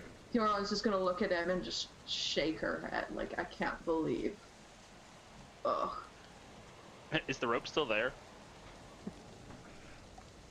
I mean, someone want to pick it up or Yeah, cut it off? Or? Yeah, I'm untied it, let it go. Okay. Or cut it. Yep. Mine too? Yeah. It's one whole rope. I tied mine to yours. Okay, yeah. Yeah, so I need, let's go. I need more rope. Because they could easily just climb up the stairs like Cyanus did. So we're not going to worry too much about the map or anything. We'll get off of that. Everybody give me a... Are you going to go back through the routes? Right there by the temple? Or try to find a different way? We'll take that one, Like a little dog side leg? path. Okay. Easy enough. So you start walking down the side of the temple. The teenagers start to almost scatter for a minute. You have to kind of corral them in as they're walking towards the roots, and hunched over in the storm, the rain beating your face, the wind blowing through the trees around you, claps of lightning going off here and there. If You make your I way. have a cloak or anything like that, I want to try and hold it out, but like as long as my arm can stretch to create a little bit of a cover Okay, yeah, you got it. for them to hide under. You get another 2 of them, and they're staying relatively dry, thanks to your courtesy. You make your way back to the beginning of the opening, where you saw Kira and Karina kind of disappear into the underbrush. You see the sun every now and then kind of barely peeking through a dull white light with all the storm clouds overhead, barely visible. You see it's a little bit past its apex by this point. So it's pretty dim in the woods around you, but without too much trouble, you can look around a couple of trees and you see Kira and Karina huddled together in this opening of this large old tree that has kind of rotted out over the years, staying dry. Kira's sitting there scribbling on something, and then make yourselves known. She looks up, and Karina sees you, her eyes brighten. She looks around. You're back. What happened? Ron's just gonna hold up her arm and make sure she can see the other 2 under her cloak. And she kind of clambers up, and she's peering through, and she looks over, and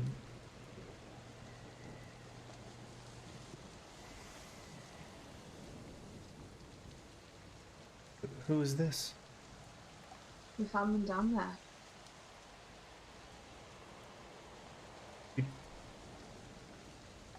You didn't find anybody else? These were all we found. It is... No, we didn't, my dear. I'm sorry. And look at Kira over Karina's shoulder and make just like a wide eye, like shake head, like do not. No, we're telling you later.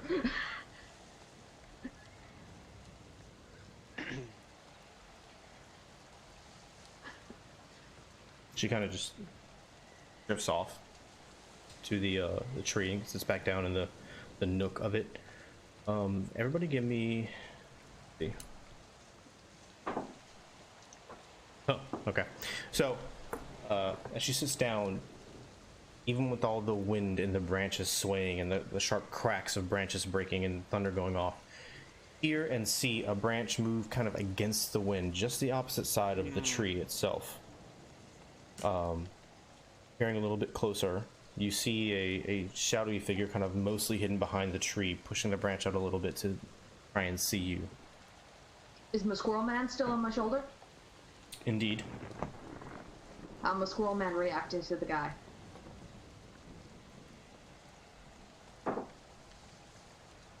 Kind of spurs around your shoulder and kind of sniffs the air. Look. Comes back over, kisses you on the cheek, and starts shoving some more nuts in its mouth. So is So I'll take that as guys chill.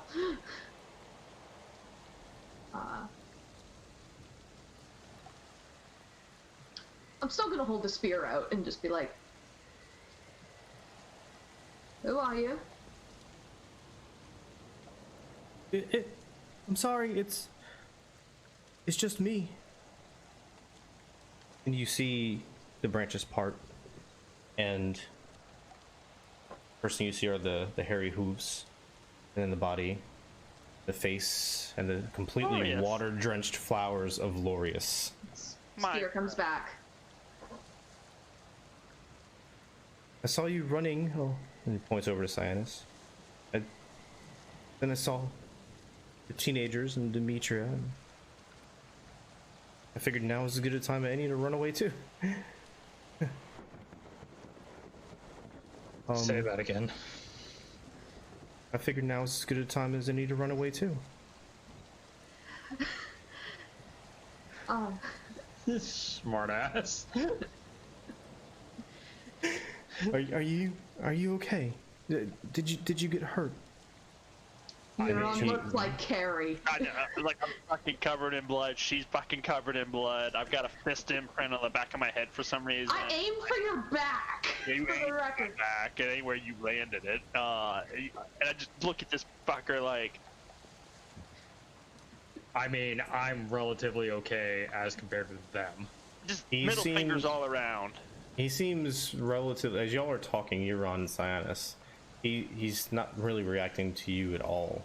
He's more honed in on Lycus.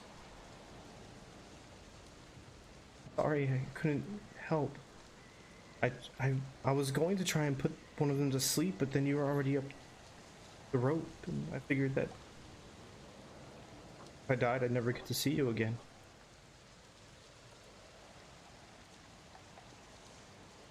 I'll go. Sorry. He turns and starts walking away. You better get your ass over here, you. He turns and you see his eyes light up and he smiles real big and he comes and he goes to hug you. Oh, bro. Oh, man. I knew you cared. I knew you cared. Of course I care. Alright, let's go. I'm holding on to your ass. Let's go. Puts his arm around you and start walking. I'm jumping out of here with my 2-hit pointed self. He's kind of supporting your weight. Yeah, be careful. He's pushing branches out of the way as you walk down the path. Too kind. I pull out my wineskin from the king. Here, some liquid courage. No, and I throw it all back. Yeah, you need it. Yeah, I'm okay. I'll take your share. And I throw back some more. Here, try one of these. And he hands you a little bit of. I just eat it. It's this little bit of fungus that has a faint bioluminescent glow. And you eat it, and then after 10-15 seconds of walking, you feel this rush of calm, of this light euphoric feeling kind of numb your senses and improve your mood. You're very, very happy and pleased right now. You don't feel any of your wounds. Right. They're very much there. You're very much limping, but I love you, man. You're good. You're good, dude. Let's get out of this forest. You love me? Yeah. Euron quickly just slaps like. I love everybody, man. Euron grabs Lorius's shoulder and just kind of gives him a look and just kind of goes, "Sweetie, you just gave him drugs. Do not take anything what he says seriously for the next while. As sweet as it may sound." You see his face kind of drop a little. I know. Alright, well, I'll take care of him.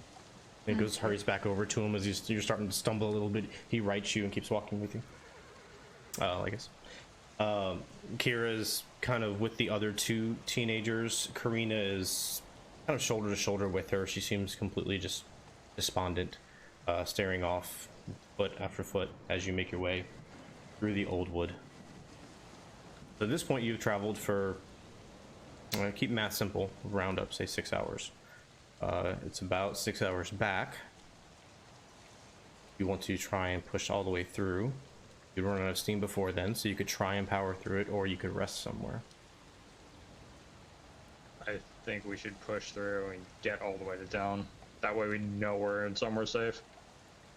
I want to get out of the old wood. That's my thing. Yeah. I want to get to the new wood. Get to the new wood.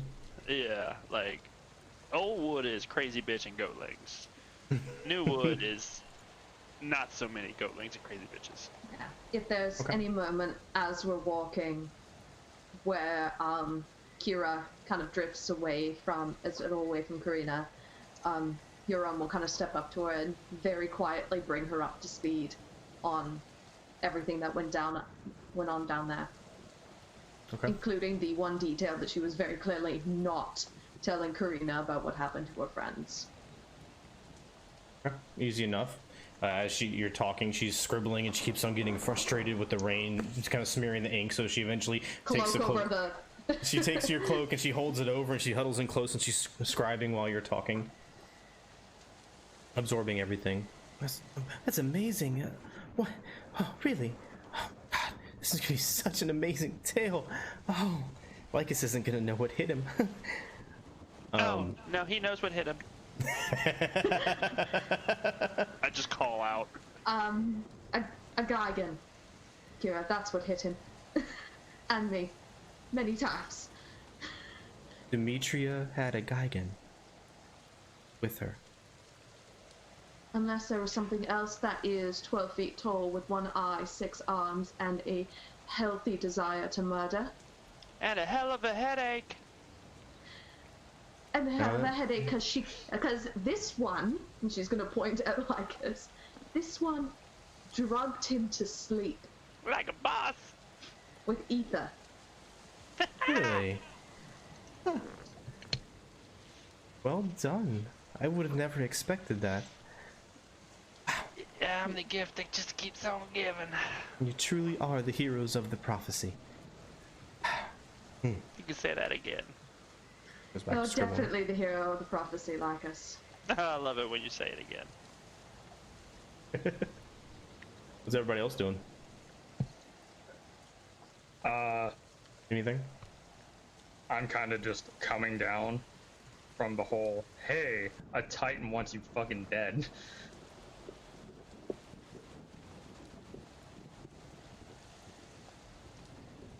Ina is encouraging the party to push through. I would really prefer that we get to the city. We wanted to go there and get back, so let's just push through this last leg of the journey and get back. Okay. Yeah, I'm sure we can, Karina needs to be with her father right now. Her father's right now. yeah, we can rest whenever we're actually, safe. And maybe while we have a moment as we're walking, I'll go up to each kid. You don't need to give details if you don't have them, but confirm where all these kids live in Astoria, so we can take them home. Okay, so these kids don't live in Astoria. Oh, fuck. They live in a village. They live in a village southeast of there, not that far away. It's a farming village, but they were kidnapped several weeks ago. Karina, remember, she told you she was kidnapped 4 days ago on the outskirts of the Oldwood. They were kidnapped several weeks ago.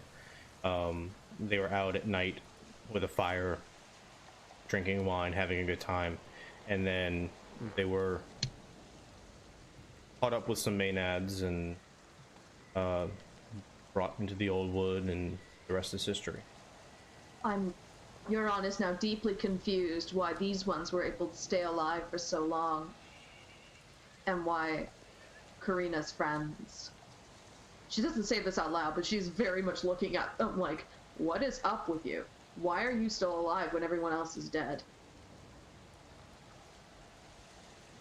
They have no idea.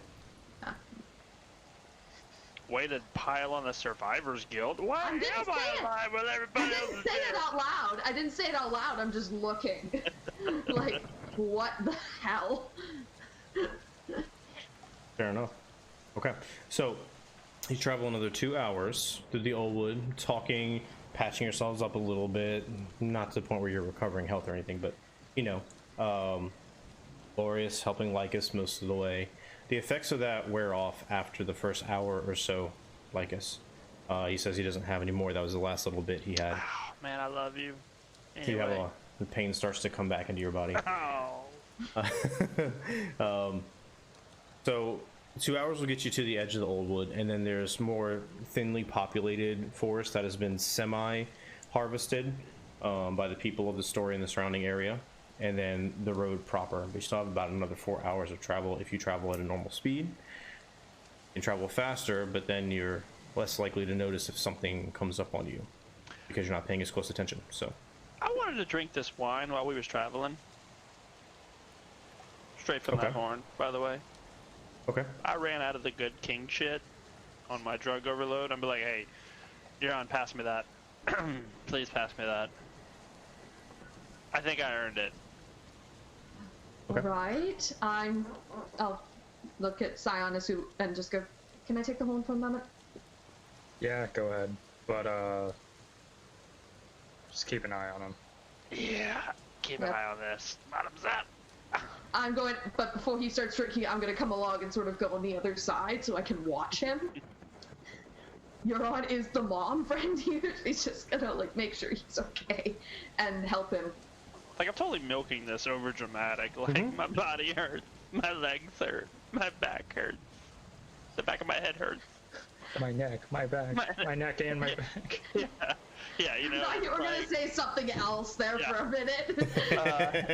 Instead it's like, oh, my clothes are ripped. She's gonna poke him in the side and just go, oh, you baby, just drink. And so I'm like, gladly. And yeah, I'm gonna chug from this thing. Okay, you got it. So at what point during this journey do you drink from the horn? Once we hit the safe wood. Okay. Pretty much where we are now, Okay. I guess. I'd be like, let's take a moment, where's our bearings, kind of thing. And then I would do it, like now, where we decide where we're going to go. We have 4 hours to go. Are we going? Are we staying? Are we stopping? That kind of thing. So while everybody's talking, you take the horn and look around and you start to drink from it. It has a very, very unique smell. As you drink directly from the horn, you notice there's these small vapors coming up, filling your nostrils, and drink it down. It warms your throat, and you feel it kind of soothe your body for a moment. And you close your eyes to appreciate the feeling. Just soaking in the vibes. Just. Everybody else, these Cyanus, drink out of this massive silver dragon horn. Lycus. 10 bucks or something. Inspiration all around. Everybody gets free inspiration. We made a bet that he'd call me Cyanus sometime. That's alright, it's 2 satyrs, it's hard. Everybody else sees Lycus take this silver dragon horn. Presumably Euron is still trimming beside on either him, end. making sure Yep. he's okay. And Lycus is there supporting him as well. He picks it up and Again! Boreas is there making sure he's okay. You're messing me up really bad now. And as he drinks, Euron and Lorius both, he suddenly just kind of becomes dead weight. His legs buckle, his arms go slack, the horn drops to the ground with a thud. I catch him in like one of those traditional rom-com kind of draping. I like turn back and see it, so I go over there and I just like put him on my back. I'm like, we don't have time for this. Like all of his shenanigans. Like we need to just go. Okay. Euron's gonna find a spot and just shove the horn into it. Like, we're dealing with this later. You got it. So the rain pouring down on Lycus's body, you pick him up, throw him on the back of Aina, shove the horn away, and continue walking on. We'll get to that in a second. Lycus, as you close your eyes to appreciate the soothing feeling of the horn, the darkness is interrupted. You see Coming through the darkness, this strange blue ribbon. As it draws closer from the distance, it manifests more into a beautiful waterfall on a rocky cliff. Your vision kind of fades out and fades back in, and you find yourself walking up a path along the same cliffs, curving left and right a little bit, and then opening a cliff face. Your vision fades out, fades back in. Now you are somewhere inside this cavern. You see almost nothing because it's so dark. Little bits of what appear to be rudimentary cages, maybe. A fire burning somewhere off in the distance. Everything is shifting and very ethereal, not really constant at any point. But the overwhelming stench of something rotting and disgusting fills your... Take a second. Vision fades back out, fades back in. There's a strange metallic noise clacking around you. And you see a large room. It's hard to make out any details, it's all kind of blurry, but in the center is this large red pool, almost like bright red water, glowing. As the clacking stops, you move forward, floating through the room towards this red pool, and this amorphous red entity takes shape and rises out of the pool, standing before you. Once again, your vision fades out and fades back in one last time. All is dark around you. You hear this strange, guttural, otherworldly snarling sound as two green eyes pop up. They search around for a second and stare right at you. And then another two to the right, and then another two to the left, scanning, staring directly at you. Snarl grows louder, and then your vision fades. I snarl back right before it fades. Snarl We back. hear from like what line back, just something like. "Rrrr." That's exactly what you hear. Right. So. I dreamed about the green-eyed monster.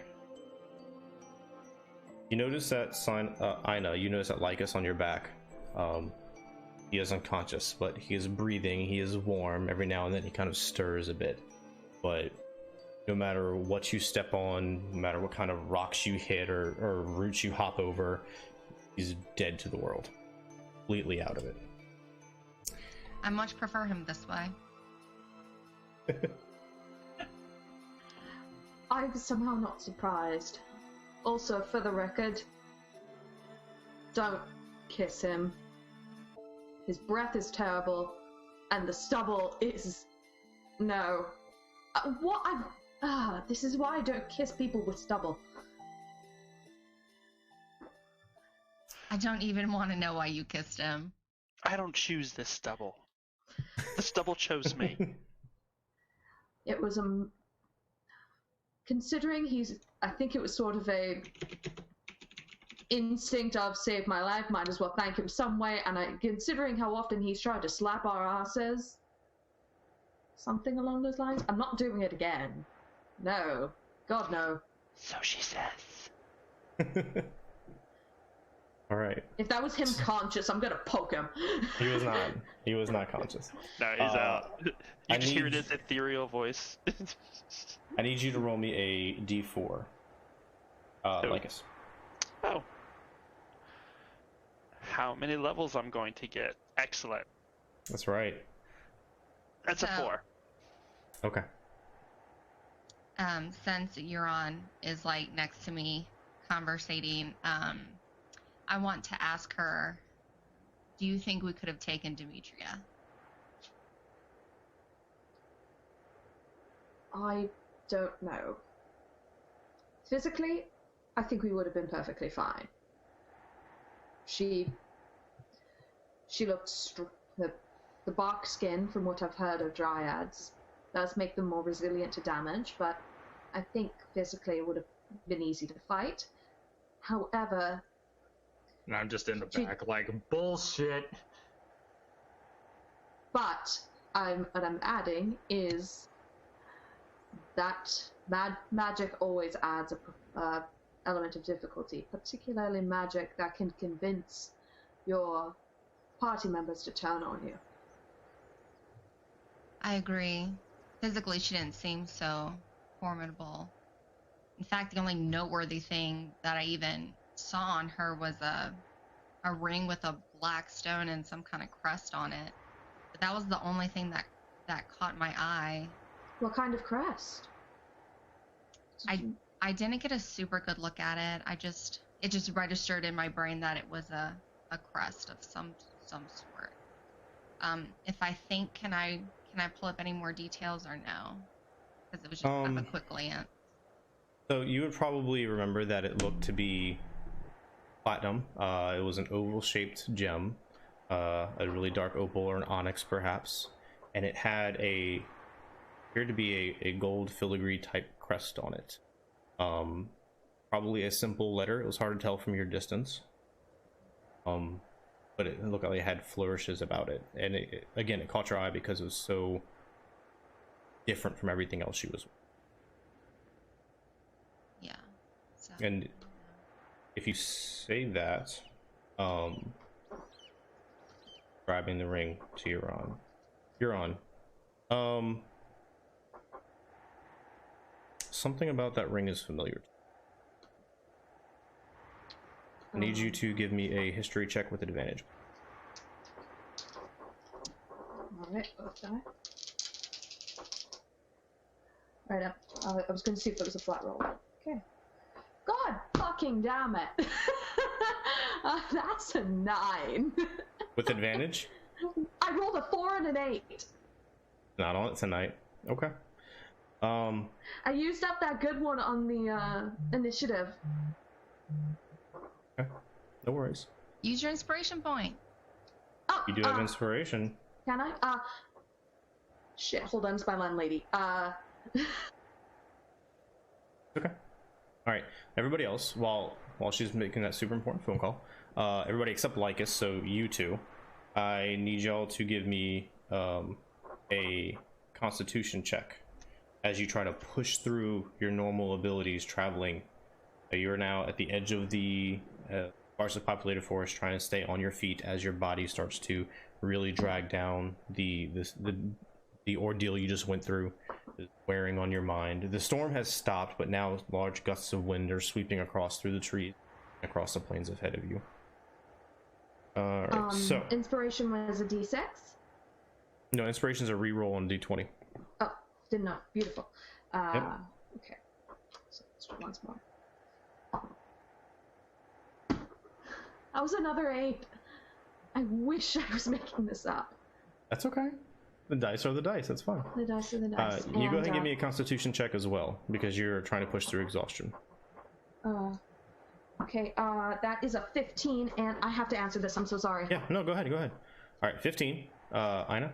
11. Okay, Sinus? 12. Okay, so you're good. Push through for another hour. Do it again. Got to make it 4 more hours. Well, 3 more hours now. 14. Another 12. Okay, y'all are good. We'll go back and check Ari. Another one. Still walking, still tired, still keeping your wits about you. 13. Okay. 11. Okay. Sinus, you suffer a point of exhaustion as your feet start to stumble a little bit, so until you get some rest, you have disadvantage on ability checks. Okay. Alright, but you're about an hour away from Astoria now. Go ahead and give me 2 constitution checks, please, to catch up, Ari. Me? Yeah, okay. So, there was one I rolled right as I was heading off, which was 15. Yep, that one's do good. Do I need to roll 2 more? 2 more. Okay. 14. Okay. 7. Okay, so you suffer a point of exhaustion. So both of you have 1 point of exhaustion, disadvantage on any ability checks. You're about an hour outside of Astoria. Alright, 1 more constitution check to make it there. 18. 30, Okay. 20. Okay. 5. 5. Okay, so your speed is halved. So you're dragging ass behind everybody else, but you can make it there. That's fine. You're just going to be way behind them unless they slow down to let you stay with them. Go. It's fine. Go. I'll catch up. All right. Meet you back in the tavern. I'm going straight to the tavern. Let me know what they say. Yep. So you make it into Astoria without any significant issue. The city is largely in the same dynamic as you left it. Guards patrolling the streets, everybody kind of on edge, more so now. The sun has gone down most of the way in the sky. It's late evening. People are milling about, closing up shops, getting home. Honest. Same thing after, so it doesn't count. Lycus still knocked out. You know what I'm gonna move y'all's webcams on my screen. Lycus still knocked out on his back as you clamber up the roads of Astoria to the Dragon Tooth. After about half hour or so, Euron will catch up with you, but you are here. Once you got about an hour away from Astoria, the teenagers thanked you profusely. They appreciate everything you did. They learned their lesson. They're never going to go back, and they'll tell everybody what you did for them. And they kind of dart off towards the west, toward their village. It's about 20 minutes off the main road. So, Kira is with you. Lorius is with you. Euron has a squirrel on her shoulder. And you are at the Dragon Tooth Inn. The normal residents are here. The various humans, halflings, elves, dwarves that have mining equipment on them, and the proprietor behind the bar. Kira gets a table organized for you. You're all extremely exhausted and extremely hurt. The wine festival starts the day after tomorrow. I have a thought. Are there any kids or something nearby? Like just running, like street kids running around? Outside, yeah. I would like to go up to one of them, and also just to confirm. Okay, there we go. I just needed a name. I'm gonna look at one of them and just go, you want to make some coin? Yeah. Whoa, you look so cool. Thank you. I want you to do something for me. Can you do that? Yeah, sure. You're one of those heroes. I recognize you. I can do anything. I want to be a hero just like you. I'm sure you will one day, my darling. Don't worry. Now, this is what I want you to do. Rubbing his foot in the ground. I would like you to run up towards the castle, to go find one of the guards, and tell him to ask to go see Theracles. Do you remember that? Theracles. Yeah. Guard at the castle. Theracles. Yeah, I can do that. Theracles, tell him to come back here, because we found his daughter. You found his daughter. Come back here. Found his daughter. Theracles, guard at the castle. You come back with him, and I'll give you 2 silver. Okay? Juice. Oh, all right. You see his friend goes with him, like pushing each other to try and get there first, knocking into little shopettes on the side. Barrels of bread and all sorts of other stuff go flying as they make their way up the street of Astoria. Okay. And then I'm gonna go sit back down in the tavern and just like put my head on the table. And you got it.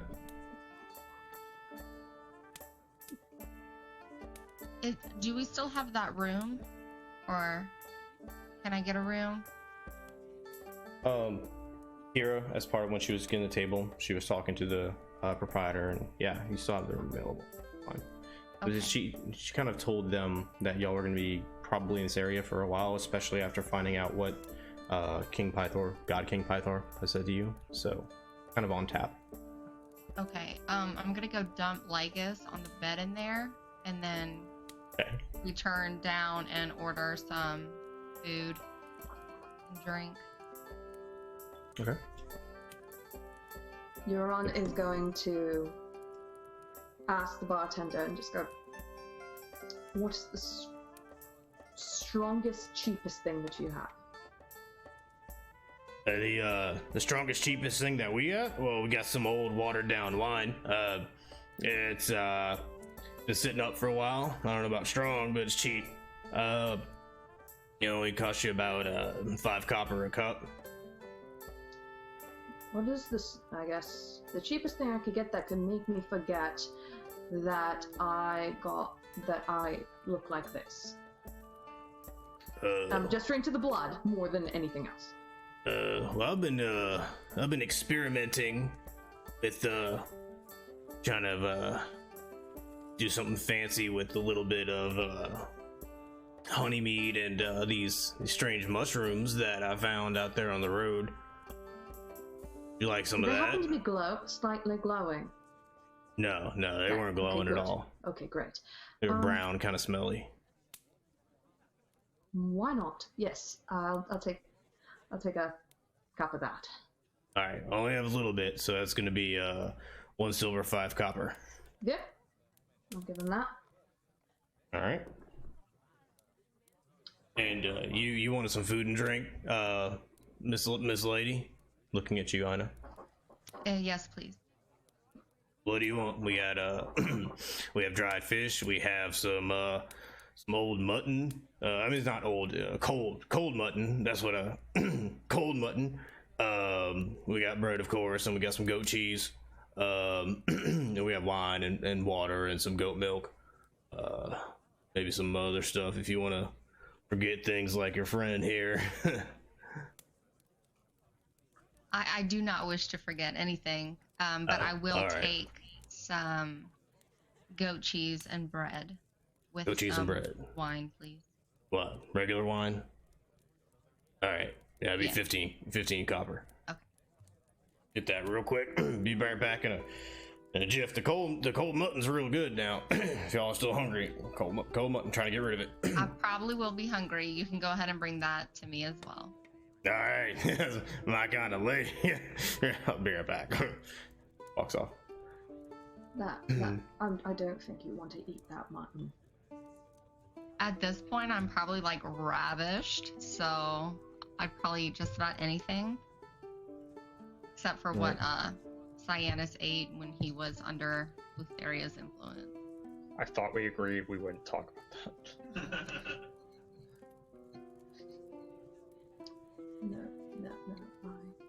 No, and Look, the stench of it is gonna haunt me. Right, and presumably he gave me a shot glass. Does that sound about right?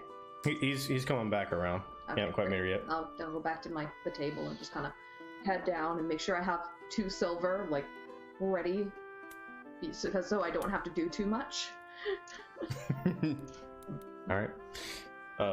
After a few minutes, he comes back, kind of a wooden plate. It's got some cold mutton and some goat cheese and some wine and some very, very strange, very frothy beverage in a wooden tankard. Hands a wooden tankard to you, Euron. Cup to you. Bucks the coin that you hand him. All right. Well, is there anything else for you or Mr. Horny Man? No, I'm good. I'm good. If you don't look good, friend, I got some stuff that can take that edge off. Look, You look kind of peakish. Need a little food.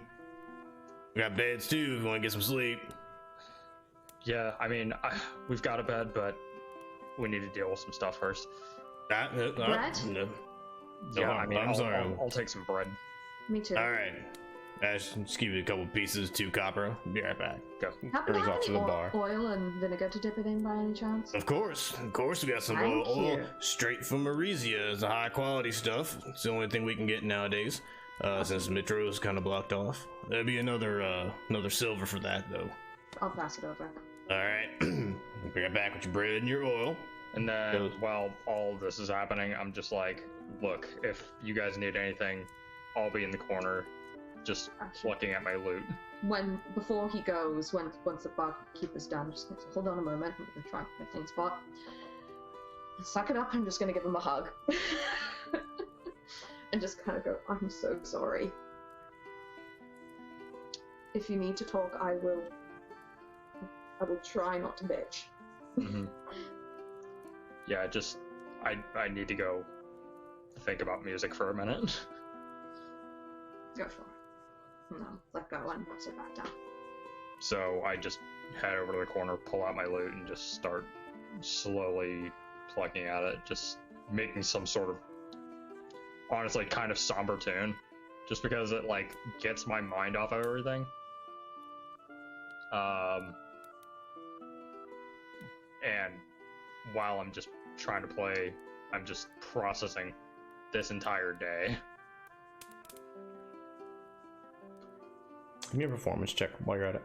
I begin to stir as this hauntingly nightmarish sound apparently attacks my ears while I'm in bed, and I can't figure out how my beautiful dream turned into this nightmare.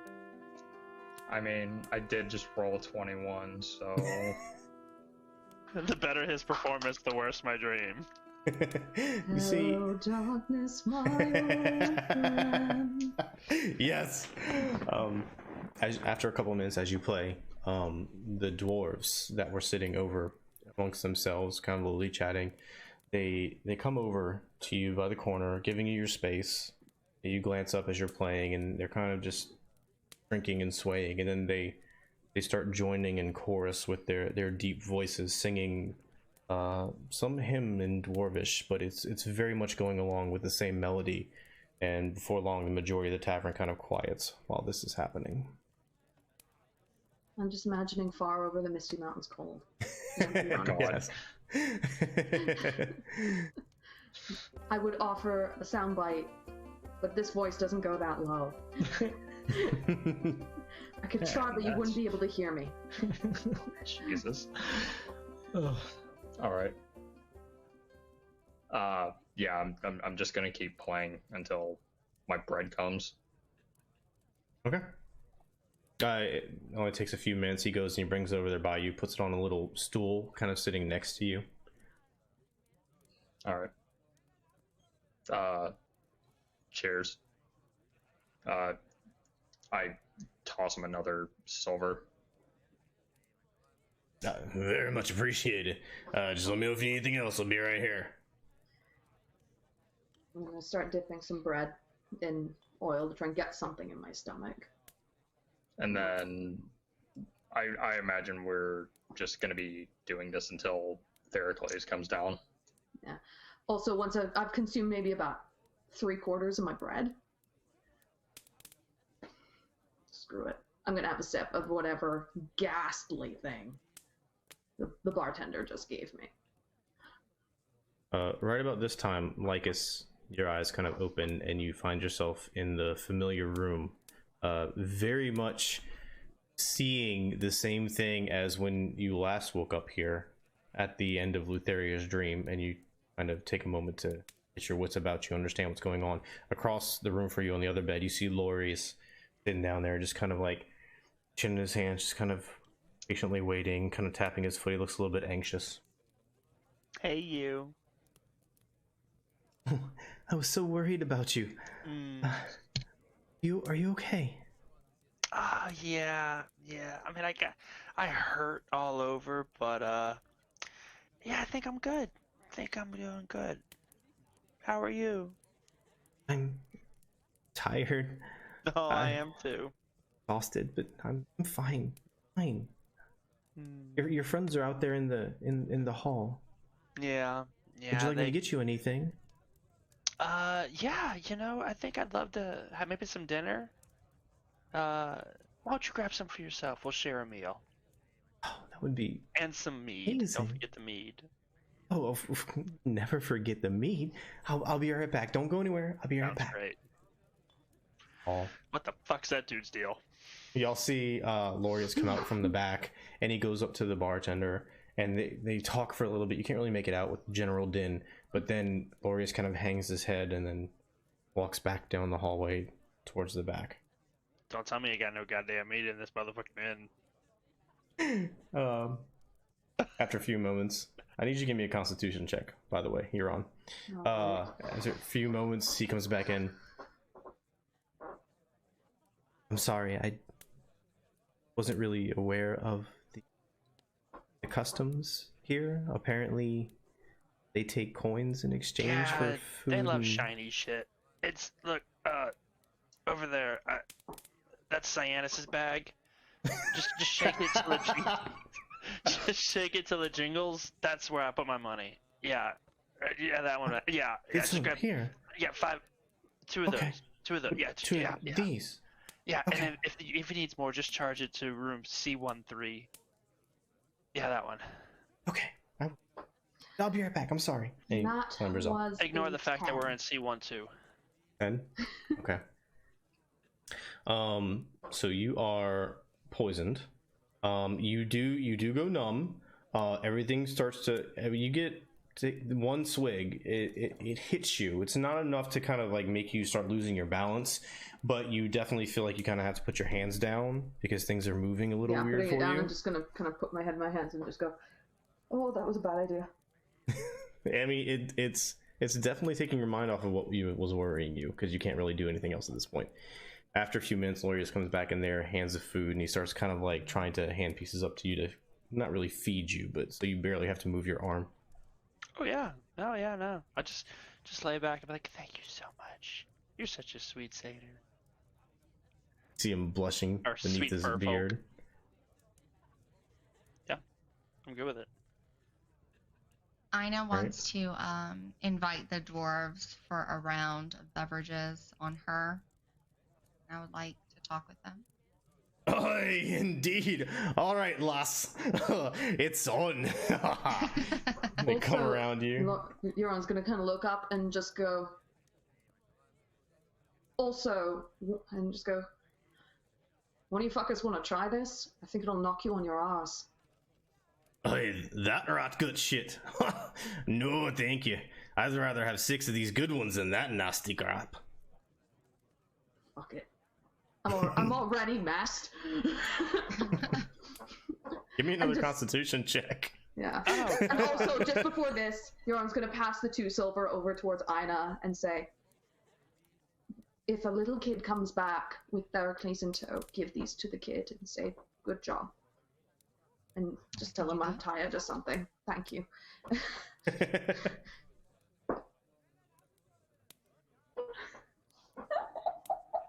Take a wild guess what I rolled. It was an 8. It was a 1. Please tell me it was a natural 1. It's a natural 1. All right. I'm so fucked. All right. She's so out behind. Someone's like, go hold her hair. She doesn't have the dwarves- poison. She has the She doesn't have hair. The snakes are dwarf- hissing. Hold her Ow! Yeah, one by one, they just start to go limp. So there's 3 dwarves. One relatively younger, one female, and one older male. The 2 males have beards that come down in like these 3 different braids, and they have little pieces of metal jewelry braided throughout them. They have short cropped hair. And they're all wearing, well, I mean, for lack of a better term, minor gear, common clothes. They don't have pickaxes or anything on them, but you see from the dust and everything else, it's obviously what is going on. Would I be correct in assuming you guys are mining the copper mines here in Astoria? Aye, lass, you're generous and smart, the old one says. I was hoping you could help me out with a bit of lore. Or I heard about a mithril forge used in the First War, and I heard rumor that you guys might know how to relight it as the fire has gone out.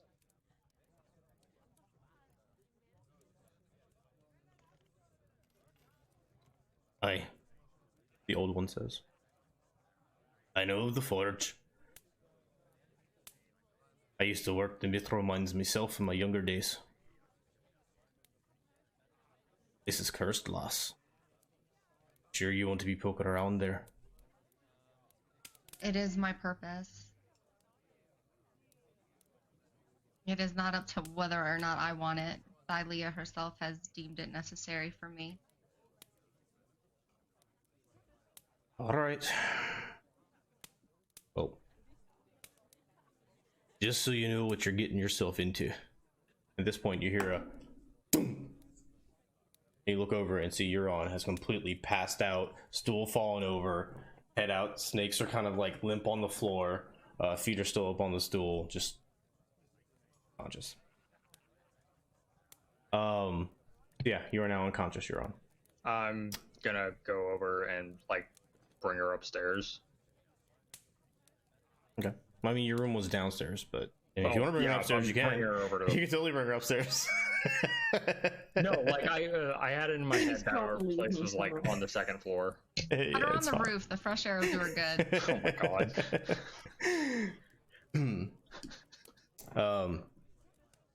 So Lycus, you're still in the back, kind of hanging out with Lorius, just eating and chatting? Yeah. I'm enjoying this soft comfy bed. He kind of goes back over with you how amazing what you did was, and just recapping what happened to you. And I asked, could you get that right there in my back? Of course. And he goes over and he takes a little bit of this little vial he has and like pours on his hands and slaps on your back. It kind of has that little peppermint feel to it. And he starts like trying to not work out those knots. Go back over to the dwarves. We worked it for the Dragon Lords in the first war, like you said. They're going really well. But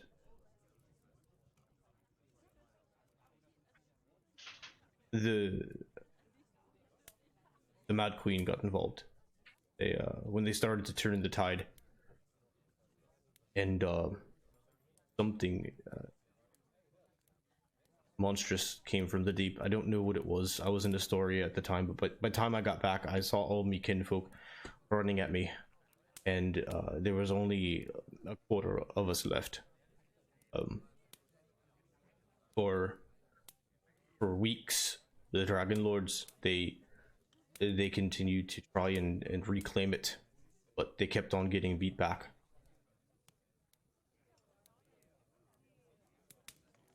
Do you have any idea what that monster is, or what it's capable of? I heard different rumors from different people. It was all hearsay though. Yeah, you gotta understand what the only thing that kept being repeated over and over again was that the people who saw it didn't live to tell the tale, and so people would describe the sounds or describe the bodies, but nothing was ever consistent or anything of the sort. And in fact,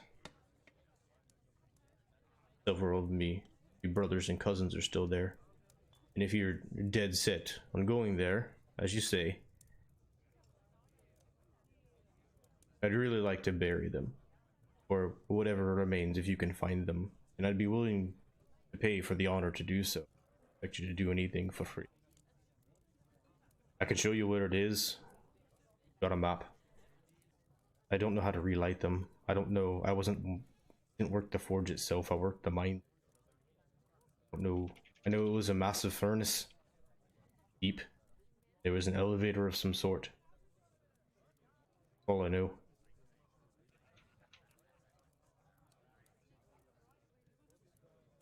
Do you know if any of the dwarves that are here now in Astoria worked the forge at all? If they may be able to tell me? I don't know of any of them here in Astoria right now.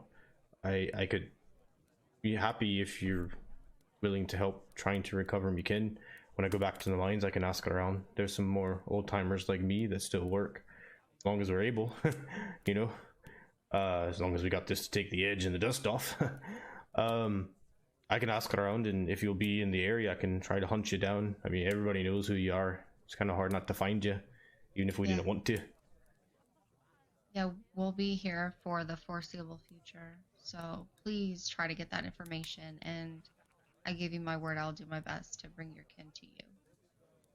I'll leave in the morning, and I'll ask around for you when I come back. It shouldn't take more than a day or two. You hear a voice in the back of your head that sounds like Ari going, "Ask for his name!"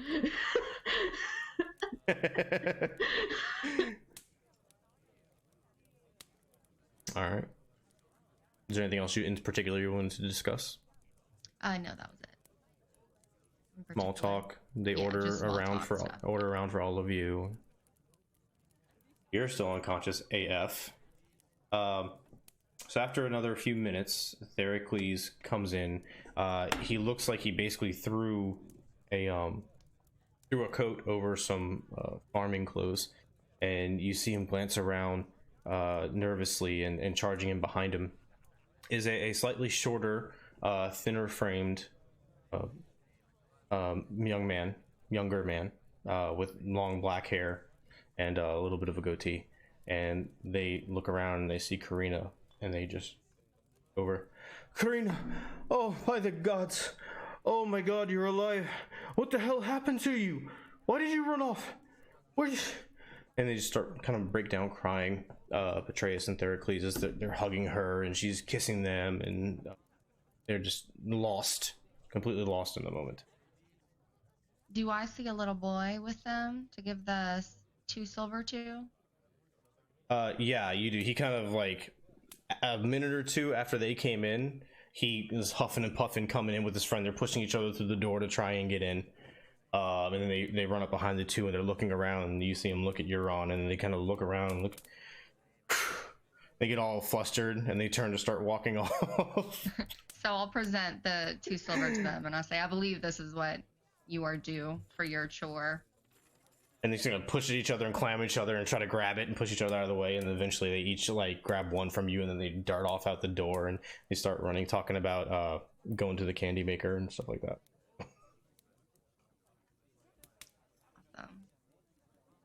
Awesome.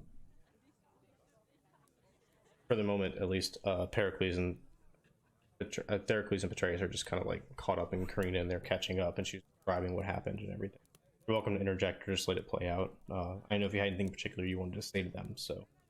No, I think right now Ina would just respect that they needed a minute together. So, I will ask, how close is the festival? It's the day after tomorrow. The day after you would have known that based on the timeline you left and everything. Okay. But not tonight. You have one day, and then the night, and then the wine festival technically starts at the apex of the moon on the, Okay. the next night. So after they have a minute, I'll ask, how is the God King? Oh, I'm so sorry.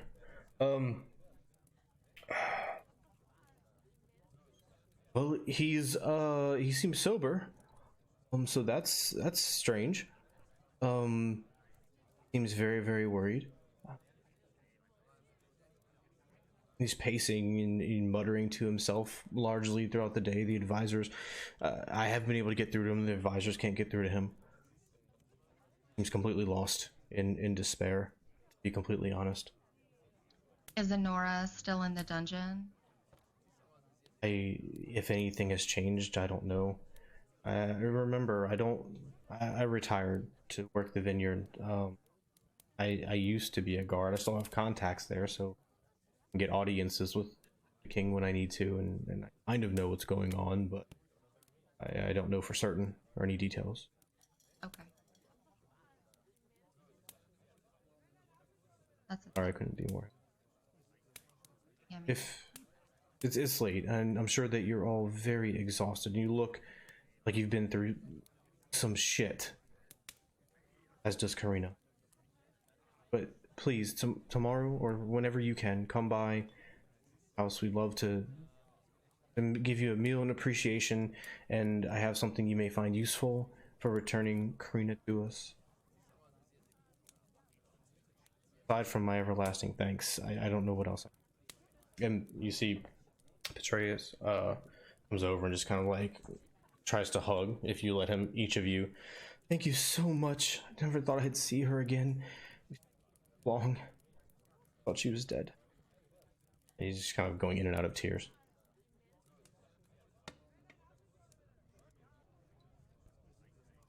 After saying goodbye, they walk out of the Dragon Tooth, head east, go to Astoria to their home. All right. At this point, I go over to Aina and I'm like, "Hey, we were all supposed to drink from that horn, right?" From my understanding, yes. All right. So we already saw what happened with Lycus. We might want to Drink it and shit. Yeah, we might want to go and all have our fill now. We should probably try waking up. Euron for this. Okay. Arya advocates the shove her face into multiple troughs of cold water over and over again method. A la Princess Bride.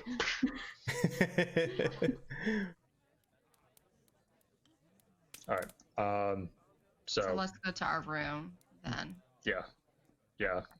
And then we'll just like get in bed, lay down, get comfy, take a drink, see what happens. Okay. Well, Lycus gets to be the sober one and be responsible and watch. That's great. Where's Kira? She's been hanging out with you, going back and Okay. forth between Delphion and y'all and chatting. Okay. Cool. Good? Yep. Alright, so who's drinking from the horn first? I'm waking up Euron first, Okay. so I can like catch her up on this. Like, Euron's clearly like hasn't said anything to denote, you know, like, oh yeah, fuck off, but like you can tell like she's maybe like 20% here, and like imagine the slowest buffer wheel possible as she's slowly trying to like come to consciousness. so I like grab her by the shoulder. I'm like, "Hey, wake up! Come on!" You want me to wake up? Hit me. That was a beautiful God, sound. I stood up in my bed. I was like, what the fuck was that? There's a perfect handprint. Right? Are you up? Are you up?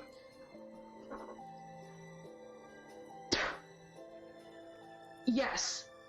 Okay. I think. Look, we already saw what happened with Small him. sentences. All right. Horn, drink, go to sleep. Okay. Euron's gonna reach over and like, just it's best not to ask questions right now and just take a. Actually, first water. If there's any water nearby, is there water nearby? I mean, there's water all over the tavern. I'm gonna grab like a thing of water and like chug the whole thing first. Okay. It's pretty bad. You actually picked up the bar cleaning water, but I mean it's not gonna hurt you. Is it better or worse than what I drank earlier? Oh, it's better. Yeah, that's way better. Okay. All right, then it's like okay, go while I can think. I'll go with them to the room. All right. So Aina And goes as out soon as we're around behind the the closed back. door, I'm just. All right. So And then I'm gonna, take like a couple staggering steps and then just face plant onto a bed. that's about what's gonna happen. Yeah. All right. So you see you're on Swig. Now instead of on her back in the bar, she's on the floor of the bedroom. Snakes splayed out. One of them's kind of like dancing on the floor. You're on. That would be Leo. Leo's just doing his Leo's thing. dancing. Kira starts to like kind of try to drag her and can't seem to help her up on the bed. I'll help Kira put her on the bed. There you go. Very nice of you, Aina. Huron. Vision that comes to you. Find yourself walking along a very misty path. There's a sheer rock face to one side, and as you climb up higher, the mist stays down below, and you get the sense that you're next to a valley of some sort. Your vision fades, and when it comes back in, you're higher up on the mountain, the mist hanging down beneath, and you hear strange scraping sounds somewhere. Fog. a startlingly beautiful voice drifts over the wind and calls to you. Your vision fades out. Fades back in. Standing at the precipice of a long, ancient black bridge, a single silhouette stands at the very farthest end, his cloak in the. As you walk along the bridge turns into a tunnel, almost claustrophobic, with stone on either side, the darkness pressing in around you. You hear heavy footsteps echoing somewhere down the hall. And you fly forward through the darkness. And lit up in front of you, you see old ornately engraved placard made out of shining gold, with letters on it scribed in platinum. The letters read, Xander Hurath, first and best among us.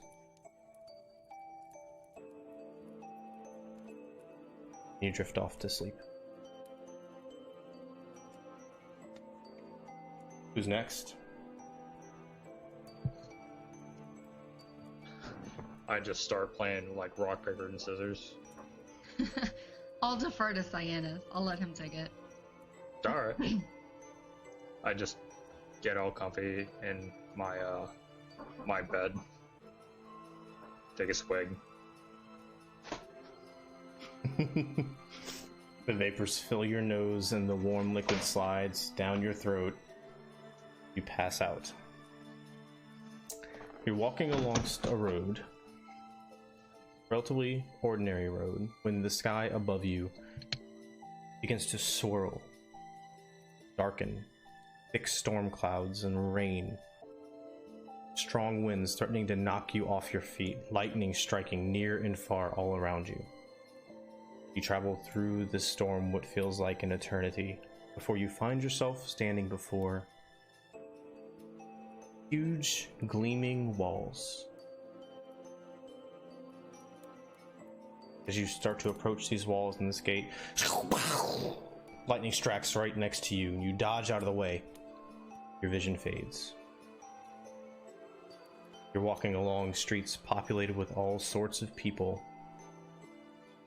You walk past a group standing in the side. You glance over their shoulders and it appears to be a statue of some right there in the middle of the street. Everybody whispering amongst themselves, pointing as some heavily armored figures that appear to be guards start to disperse the crowd. Your vision fades and comes back in one final time.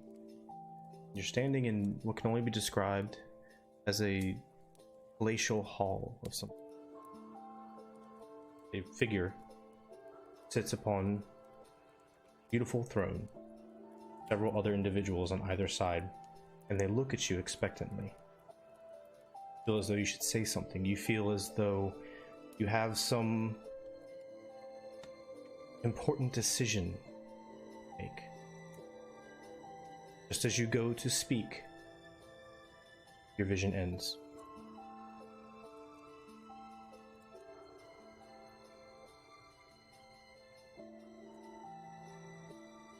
Okay, so I guess it's my turn. I'll like walk over to like my little pallet on the floor in the corner and kind of like stomp on it to like get it exactly how I want it. Turn around a few times and like fold my legs under me, get all settled in, and take like a long draw from the horn. Okay.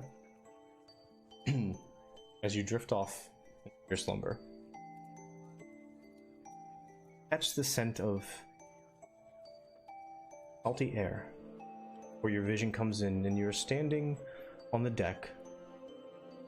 Beautiful, large galley. Stretching out all around you, you see a bright sea white-capped waves and dolphins jumping out of the water. Way off in the distance, clouds rolling across the horizon. Sun beams down upon you, the wind fills the sails, and you feel like you're surrounded by friends. Look down, and in your hands you see a complex bronze device, strange and unrecognized.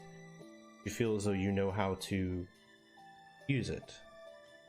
You bring it up toward your face, and you see the various constellations of the night sky, almost reflecting in this device, even though the sun is still shining brightly overhead. Turn left and right with the device, getting your bearings. The oarsmen start pulling the ship faster, faster, faster than you ever thought any normal being could do so. You look down more closely at the men on the benches. Their appearance slightly fades, grays, and as they turn to look back at you, their eyes appear dead, their faces bone. You realize that you have dozens of corpses staring back at you, rowing this ship through the bright blue water. That's where your vision ends.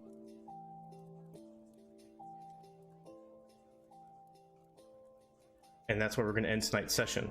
Can I speak for all of us for a moment on all those visions and just say, what the fuck? That was a beautiful description, but what the fuck? I don't know. So, thank you. Amazing players, as always. Had a shit ton of fun tonight. Thank you, viewers, supporters. I love all of you. We love all of you. I don't really have much to say, except for thank you all for sharing this incredible journey with us. We really hope we'll see you 1 week from now. Until next time, keep role playing. Y'all have a good night. Night, everybody.